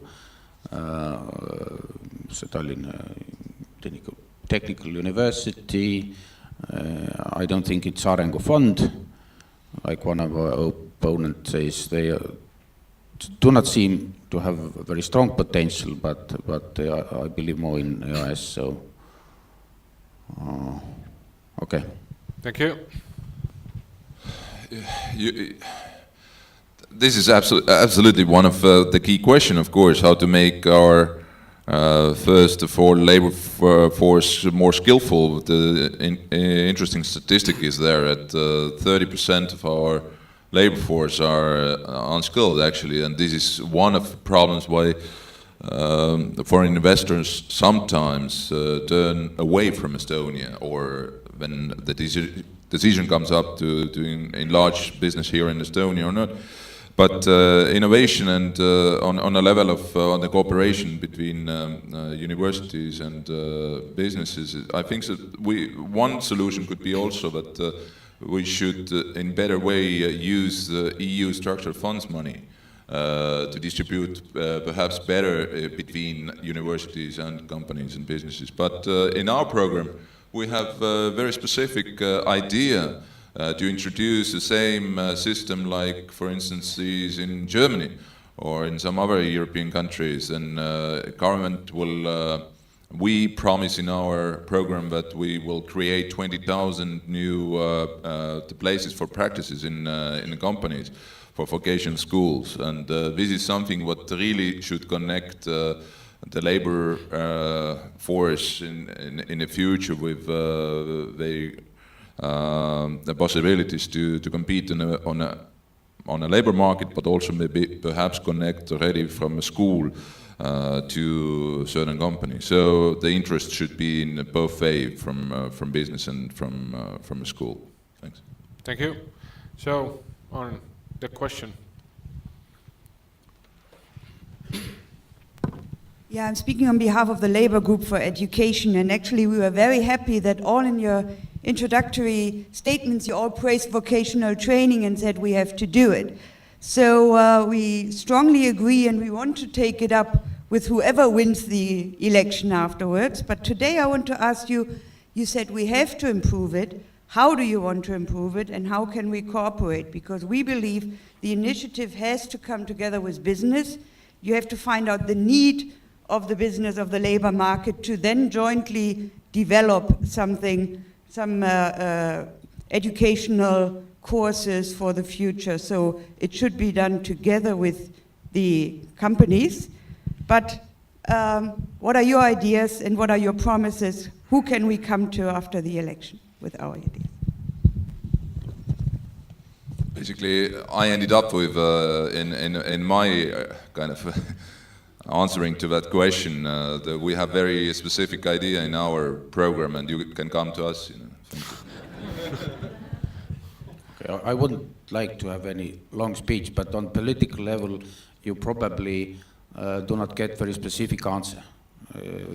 Really, I think we have written down several sentences about it in our program as well, and every party has tried to, but I don't think the good answers are on general political level. It's the very specific practical answers there.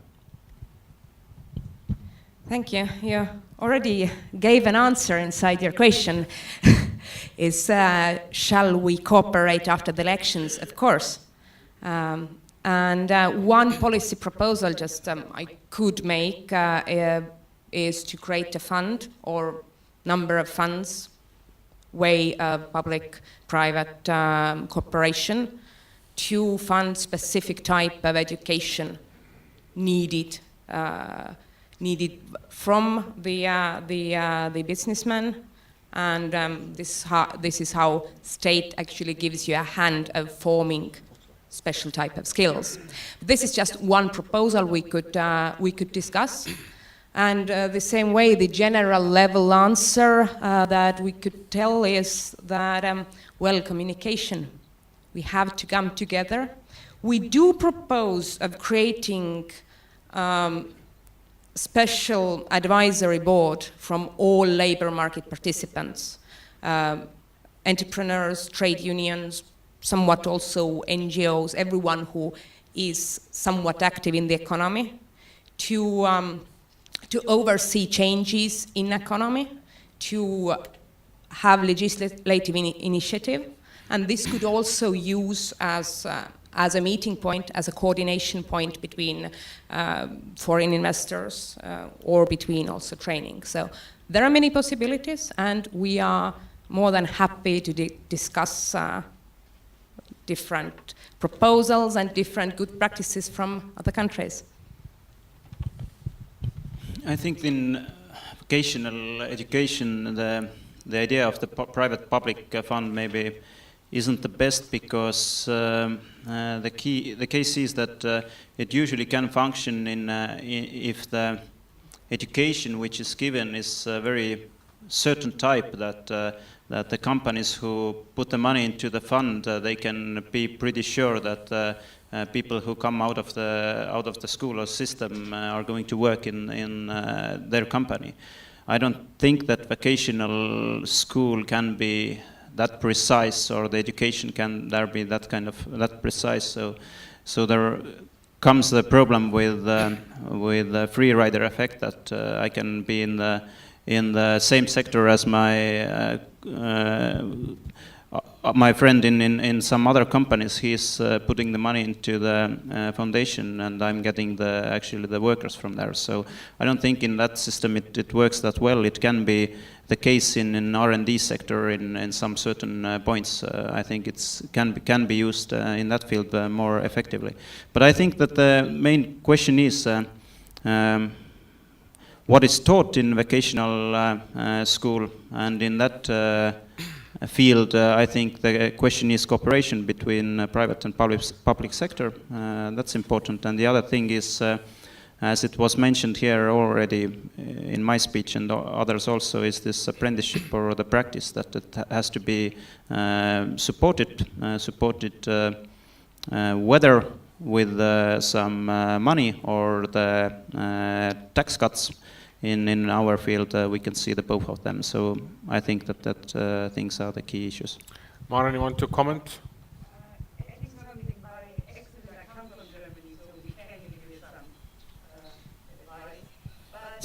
We believe that it shouldn't be the main topic of being in the schools and giving the schools money, but getting the young people into the companies and having them learn to work on the work floor. Thank you. And that's the training or practice, I think, is probably the best way to kind of achieve it. Mike, you had a question here? Thank you. I come from the private sector, and we tend to be a little bit more conservative about how we spend money, considering the government, maybe partly because of how we collect the revenues that we spend. However, when I'm listening to all of you speak about lack of education force, the answer of most of you gave was that we somehow need to invest more into education, and that should provide us with a better workforce. I have a lot of friends, people that have finished those universities. And I can tell you, if you look at the core of the problem, it's not a lack of educational force. It's the fact that all of that educational force is leaving the country. And none of you have talked about what are you going to do to keep the educational force that you do have in the country after they finish. Because the problem doesn't always resolve itself when you just put more money into the same pit. So I would just love to hear if you have any ideas about that. So how to keep well-educated staff and people here in Estonia after graduation. And if possible, a little bit shorter answers than previous ones. Okay, I try, but actually, as probably you understand, that it's not just one solution which can be made. Otherwise, it would have probably made already. So the brain drain is, of course, one of the big problem in Estonia, and actually the other side is that we are not very attractive for talents, and the other side is that we are not very effective to keep the talents which are born here. So the problem is both ways.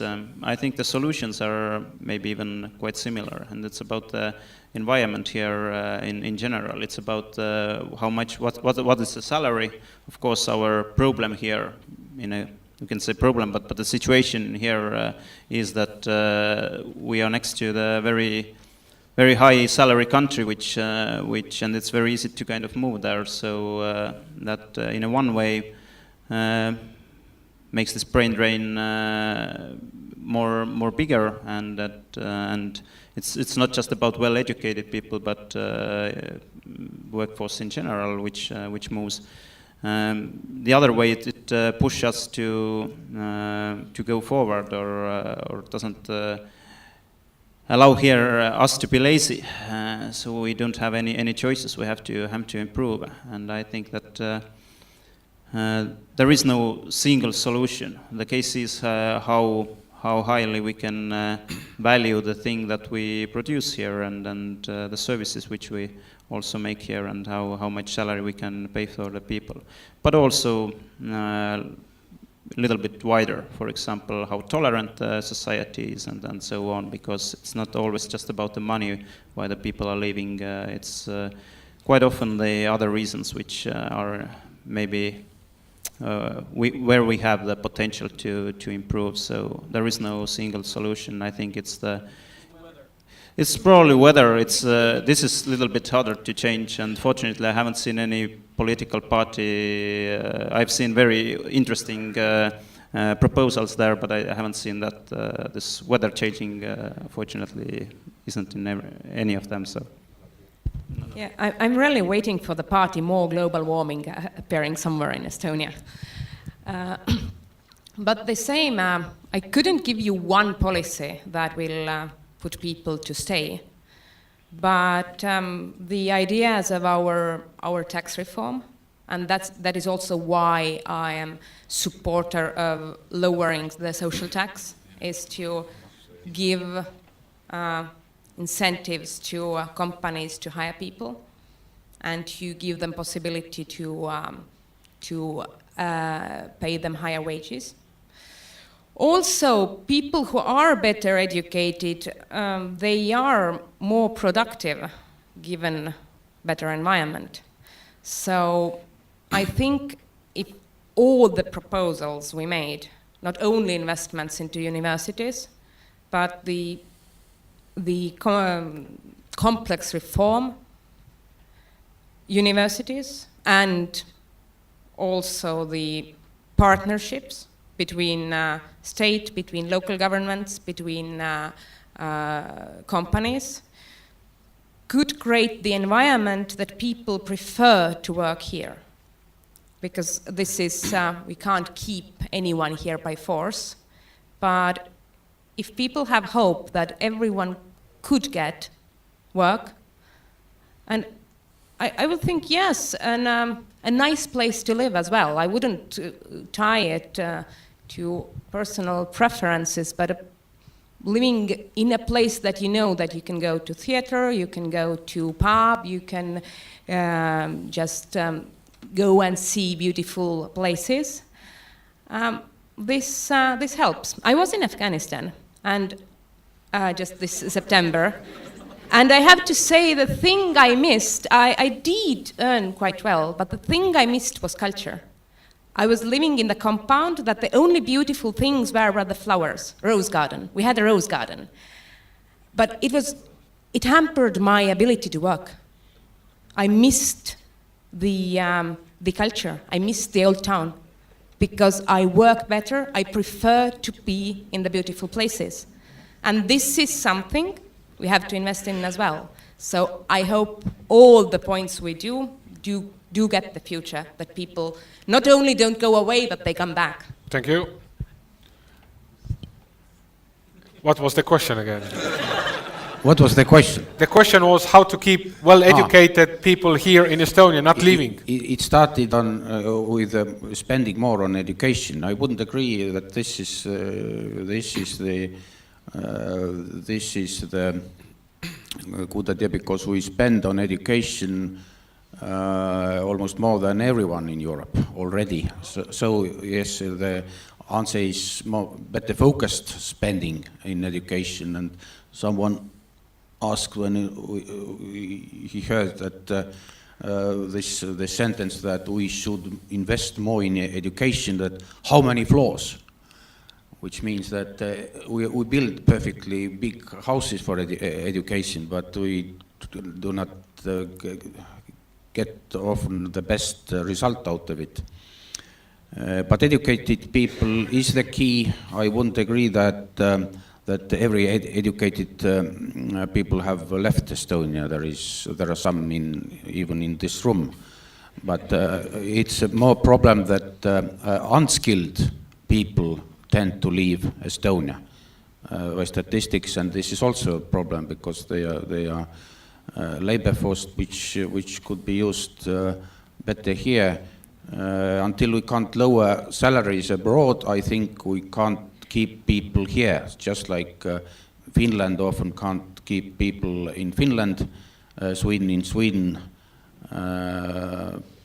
People try to look, and England also in England, they tend to go to countries where there are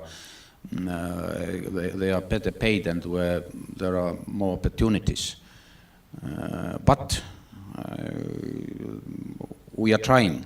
We are trying to keep emotions higher, show that we are developing quicker than most of the countries of destination, and try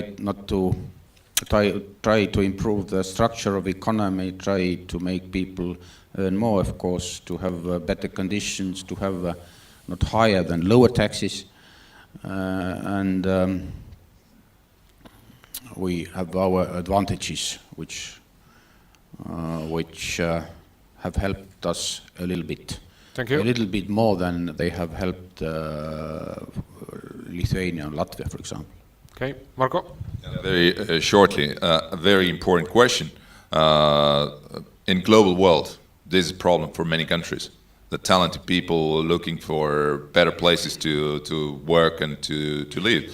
But in Estonia we have only 1.3 million people, and this is, of course, makes the problem much bigger than it is. Of course, the general living standard still is way behind of our good neighbors in Nordic countries or UK or whatever in Europe. But I think this is a complex issue, and you cannot solve within a year with one single policy, let's say. It's about what I talked about, to make Estonia the place that business can grow, economy can grow faster than we have at the moment, and will put in place more better paid labor places. And so there are a lot of overqualified people in Estonia. They come back from universities, not only from Estonian ones, but from UK, US, and so on. They're looking for a job. Unfortunately, not often, but sometimes they cannot find in Estonia a job. They have actually got their education. So this is a very important task for next government as well. But I agree with this that even bigger problem is that less skilled people, there are a much bigger number of those who leave Estonia temporarily to Finland or some other places. And here we have solution, or part of solution, from our tax reform, what we propose from our party, which can be put into place from 1st of January 2016. And I think so this will keep some of those people who would tend to leave Estonia today. Thanks. Thank you. There in the back, the gentleman had a question. On the e-residency, I would like to hear the respective party representatives telling me what is their big idea with their e-residency after elections, if they happen to win the elections. And do they have any good ideas to make it a success, and do they even see it as one of the ways how to achieve more success by more talents and more companies located or working with Estonia? Thank you. And yeah, very shortly, very good question. Estonia is well known. This is our trademark in the world, and I think so. This e-residency thing is a new one, but brought already a lot of interesting attention to Estonia. And if it makes easier for e-residents to make business in Estonia or with Estonian companies, then certainly we have to help more to be the e-residency should be more, have more, let's say, possibilities to like it was with Estonian ID card 15 years ago, when this was implemented by Mart Laar's government that time. Nobody understood perfectly why this ID card, what we can do with this card. Today we have a lot of different services. Many of them Estonians and non-residents can use it, and I very much hope that e-residents will be a very strong trademark for Estonia as well in the future. E-residency itself is a big idea. There is no big idea, more big ideas inside it. We already know how to spend money, but we are looking for possibilities to earn it as well, and specialists are working on it. I would need an update from Taavi Kotka, who is the leader in this issue. We have found some complications, practical complications to make it a success, but people are working on it. I don't think parties have got the answers. We have approved this model. We do not know what will be the final outcome. It's being developed, and talking about the ID card, when it came, for the beginning, the ambition was even bigger to some extent. We also became, in some parts of it, more critical. We didn't introduce some changes, but found others. So, yes, so we are the ones who approve this system, but specialists are working on it, and we are very open to listen to the ideas. Thank you. Any brief comments? Brief comment, maybe, yes. We are also looking for an ideas, ready to discuss on it. But maybe one practical aspect, which I had a problem with Estonian e-services at the moment I'm not in Estonia, as when I work abroad or when I travel. Then I find myself lacking right software, right hardware, lots of these type of problems. So one thing we should think is to widen the platforms, and while we are taking up all new good ideas, we should see that we should keep in mind that even the speed of internet, normal speed of internet, is very different in very many, even European countries. So making it more flexible, this could be one of the short ideas. Thank you. I can see in the future, I have an idea how the new electronic residents can use our e-systems here, or what's the benefit for them. I can see it.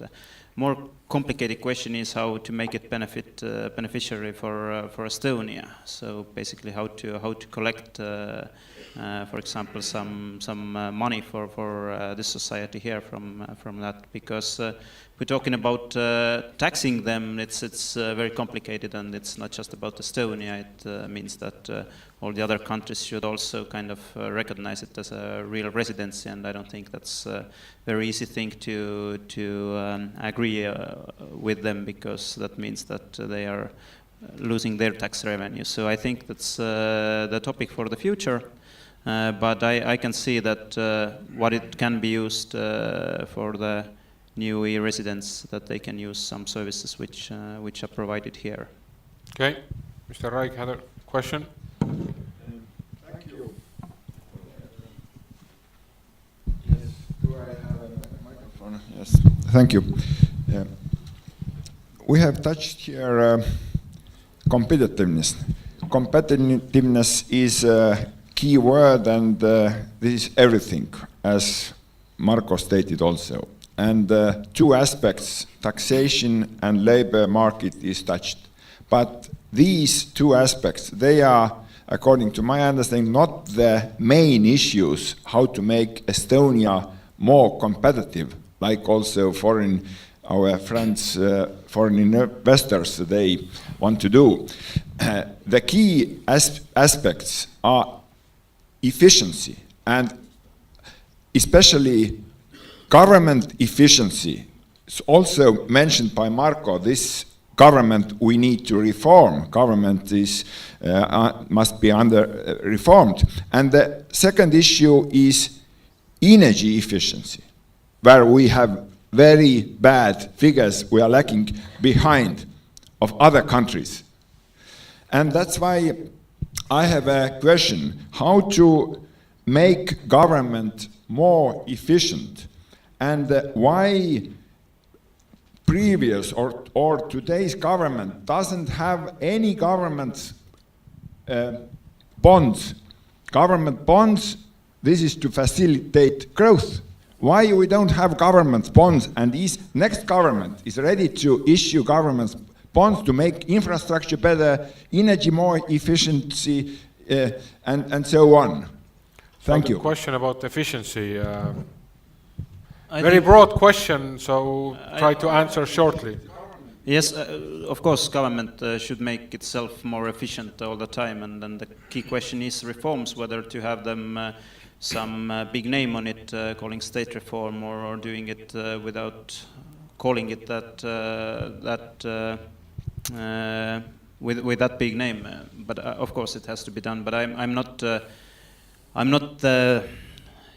it shouldn't be too optimistic that you can actually collect hundreds of millions per year with that reform. Of course, you can collect some money, but if you really look at the state budget, and most of the expenditure are in that fields in the public sector, which probably don't want to reform the way that it gives some more money.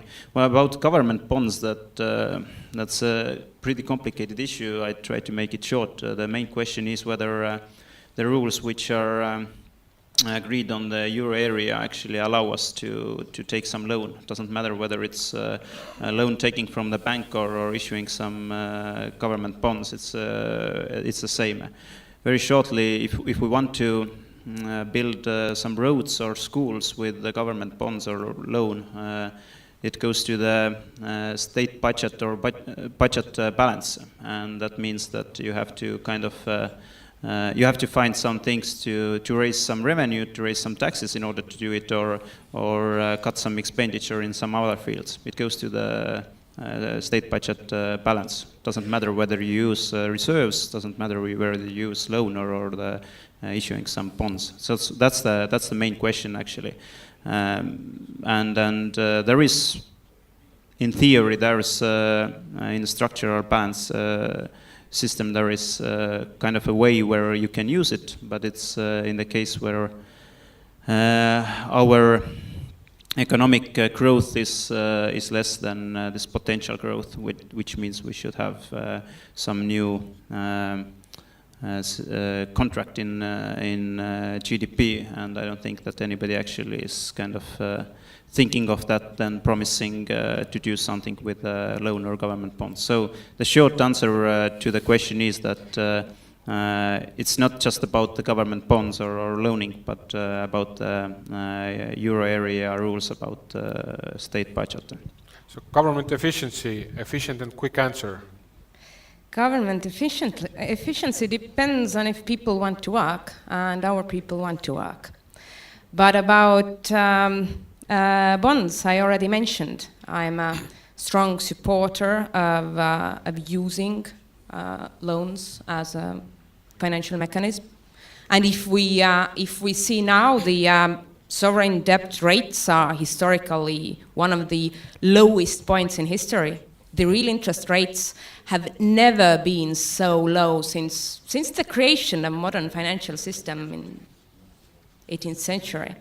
So it's kind of crime against the future if we don't use the money available. And then where we use it. Well, let's say if we are conservatives, as many of you might be, could calculate more or less the same conditions as maybe Latvia. We could have a real interest rate at 0.18, where we could invest this loan, creating the most modern medical system in Europe, where everyone wants to come and get themselves treated. The same investments into education, which lead to more economic growth. Do all roads, not all of the country roads are as useful as they could be for creating tourism. There are plenty of productive investments that government could do, and there is no economic reason why we shouldn't. There are ideological reasons, and I'm sure Mr. Ligi will tell the ideological reasons. More the question of efficiency, not that much whether it should be financed through government bond or something else. Absolutely. My ideological answer is that the problem is not in spending more. We should spend more efficiently, and we are reforming state public sector, but there are no very big and simple solutions left as there was in the 90s. So there is a lot of things being changed in public sector. Talking about, and we should make it also cheaper. In our program there is some financial gap in decreasing the labor taxes. But talking about government bonds, this is just a financing instrument for Estonia, and until this is not the best instrument, it's not necessary in present situation. We have a lot of structural money, we have very cheap borrowing opportunities from European Investment Bank, so government shouldn't increase its expenditure by issuing government bonds. But we have borrowed a lot for educational system and also medical system. We have made it more modern, but also more expensive. As I said, the number of floors have increased, maybe more than necessary.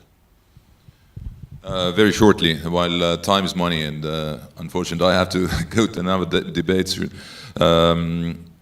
On efficiency, administration reform is one of key questions what we have to carry through next government. I'm still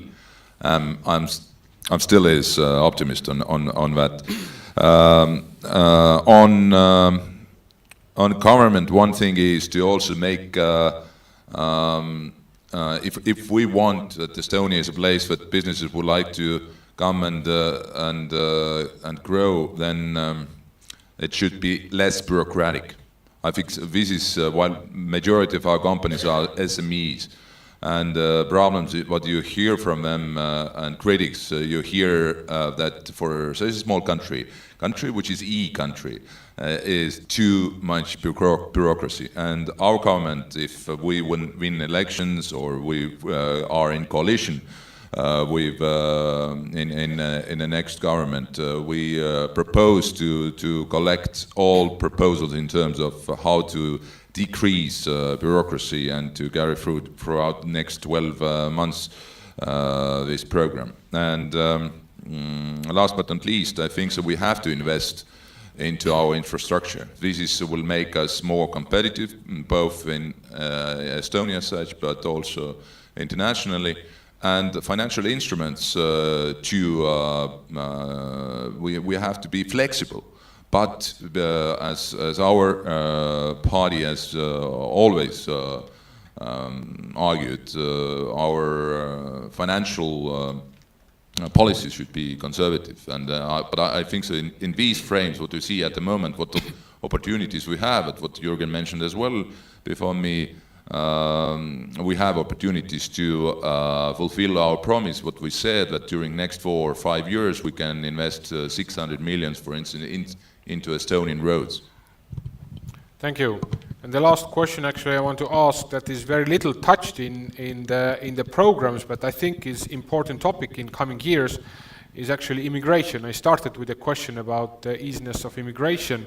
Praxis just recently published a study that in next 25 years the size of workforce in Estonia will decrease 165,000 people. That's equal to the population of Tartu and Rakvere combined. So it's a huge amount. You can't compensate it by just having more children or keeping more people in here, but you need to have probably more immigration.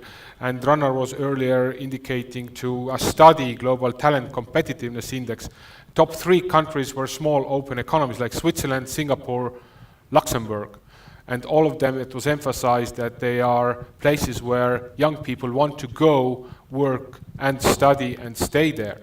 So my last question to you is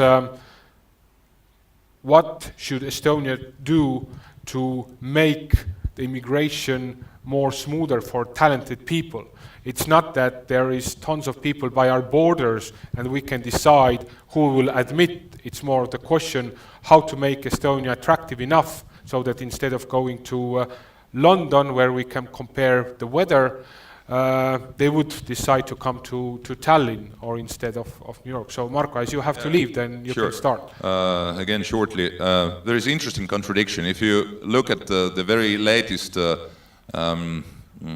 index of economic freedom by Heritage Foundation, then Estonia is in top 10, which is number 1 EU country, just second to Switzerland. But having those good places in some other indexes as well, I think that this is a very important question, because next year, by the way, 2016, is the first year since '91 then more people will enter into retirement age than go onto the labor market. So, like I said at the very beginning, that our party is very favorable to that Estonia should be more competitive on world labor market. And this has been talked in Estonia for some time already, that we have to be more attractive for talented and skillful people.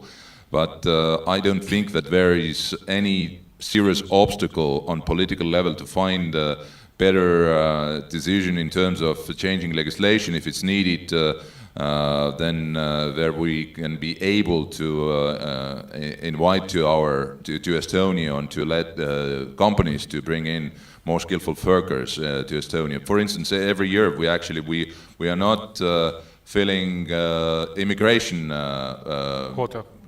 So where is the problem? We have to find this problem. Thanks. Thank you. Yeah, and thank you very much. Very interesting question. Thanks. I believe we have to make changes in immigration policy, but we can't make them very radically. And this is actually the policies doesn't apply in European Union. We can hire people from European Union already. The difference of Estonia from most countries you have to remind is that we are an immigration country. The number of foreigners, I would say, which is maybe politically incorrect, but it's a history. Within 50 years, rose from 4 to 40%, which made big demographic wave. For example, we have had integration questions as every such country, and now the eldering of our population is also very much connected with immigration. The wave has come where the birth rate of immigrants have been lower, and this is one of the reasons we are in deficit of labor force also. So there are no very easy answers. I don't think it's politically realistic to say that we are opening our doors completely. Everyone is seeing problems in Europe with immigrants, and this is pressure for politicians. But we are completely aware how necessary it is to change the policy for economy, and there are probably painless first steps that could be made. I would mention at least those foreigners who have graduated from our university should have privilege to work here easier. That's just one point. Thank you. Thank you. I am actually about to defend my doctoral thesis on immigration, so I try not to give you a 2-hour lecture. There are two aspects. First is that this is kind of a a bit of bogus question of that we are losing people, therefore we must import some new ones. The thing we have to do is to raise productivity. When I ask my businessmen friends and ask, well, if you think of your company, when you opened it 40 years ago, was your productivity the same that today? Of course, everyone tells me, of course not. It has been rising in the in time. And when we talk of investments into people, we talk exactly about this. We need to create an economy that needs less people. The other aspect of being attractive to others, it is the same question gentleman here in first row asked before, how we stop immigration. First, we have to be attractive to our own citizens. And if we create the country which is attractive to us, where there are cities we want to live, where there are services nearby, when there is easy transport, cinemas, people getting together, new ideas thriving everywhere, then people want to stay here, and then it would be attractive to other good people who, for some reason, like Estonia. And I thank you, everyone, for being here, because you show that something we do have here, something nice you have found here. So thank you again for being here. Thank you. I agree in a way that some of the things that attract people to stay here are the things that attract people to come here, and but it's not just that. I think that's again the case where state shouldn't leave it just to the private sector, but cooperate. And in our program, actually, we have idea that we should have this talent attraction or program, which state should work out and try to implement, and that's the case where to cooperate with private sector. So it's again the case where in my mind state has to take some or more action than it has done. And then in a certain way, immigration, when we're talking about talents or skilled workforce, I think it's not a question whether we should do it, it's when and in which amount. Thank you. Now I know Christian has been listening very carefully this last almost 2 hours, and hopefully now you can summarize which part is closest to what Fitch has proposed, and in which items you have high hopes and where maybe you are less optimistic. Thanks. Well, since we already spent about 2 hours, which is very good, thank you very much, I made a summary rather short. It's a summary with two sides, one with joint views and one which was surprisingly, say, left-right, traditionally orientated. Now, the joint views, or as Maren put it, topics that we can be safe with regardless of who wins the elections, would be education of the workforce. Everybody agrees that we need skilled labor. Everybody agrees that we need lower social taxes. Everybody also agrees that we need lower income taxes, though not for all and everyone. As I said, lower income taxes, but not for all and everyone. Then, what more? Oh yes, we need to communicate legal changes more early than, well, say, worst cases now, but we should have at least 6 months. Preferably 12. Then everybody agrees that there should be more communication, that there should be more cooperation between education and enterprises. And also everybody agrees that we should develop the e-residency. So these are topics we can be safe with, regardless of who wins. Then, next thing is when we go to the election booths. Which one is better in alignment with the Fitch policies? If we take what would be traditionally right, the topics would be that we should remain the current taxation system, that has brought us here from, I might add, close to zero. Then we should keep the VAT and excise tax as is. We should shift taxation from labor to other moments that are less harmful, according to OECD. And then we should have less regulation in general. On the other hand, which would be traditionally left, we need higher taxes on property, cars, and then we should have a corporate income tax that is the traditional 12% plus a current 20%, if I understood it correctly. No. Anyway, we should have 12% that we don't have now. I mean, bottom line, we should have 12% more. And then we should have higher taxes for high income takers, and finally, lower consumption taxes. So each and every one figure out before voting which goes better hand in hand with Fitche. And of course, after the elections, Fitche has to figure out how to press its topics with whoever won the election. So thank you all for participating. Yes, thank you to the panelists. I think a nice applause.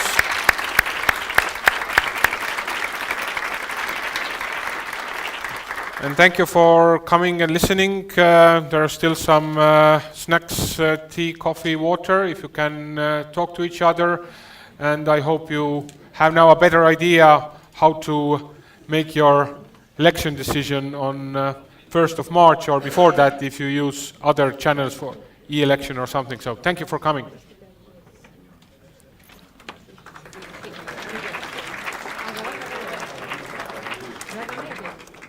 Ma arvan, et sa võid ise presendid rahulikult anda, jah?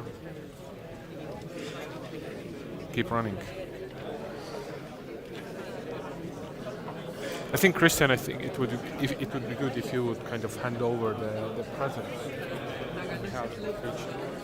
Nii, lähme siis see. Mis see tema nimi teil oli? Ai, see oligi, ma ei kuulnud.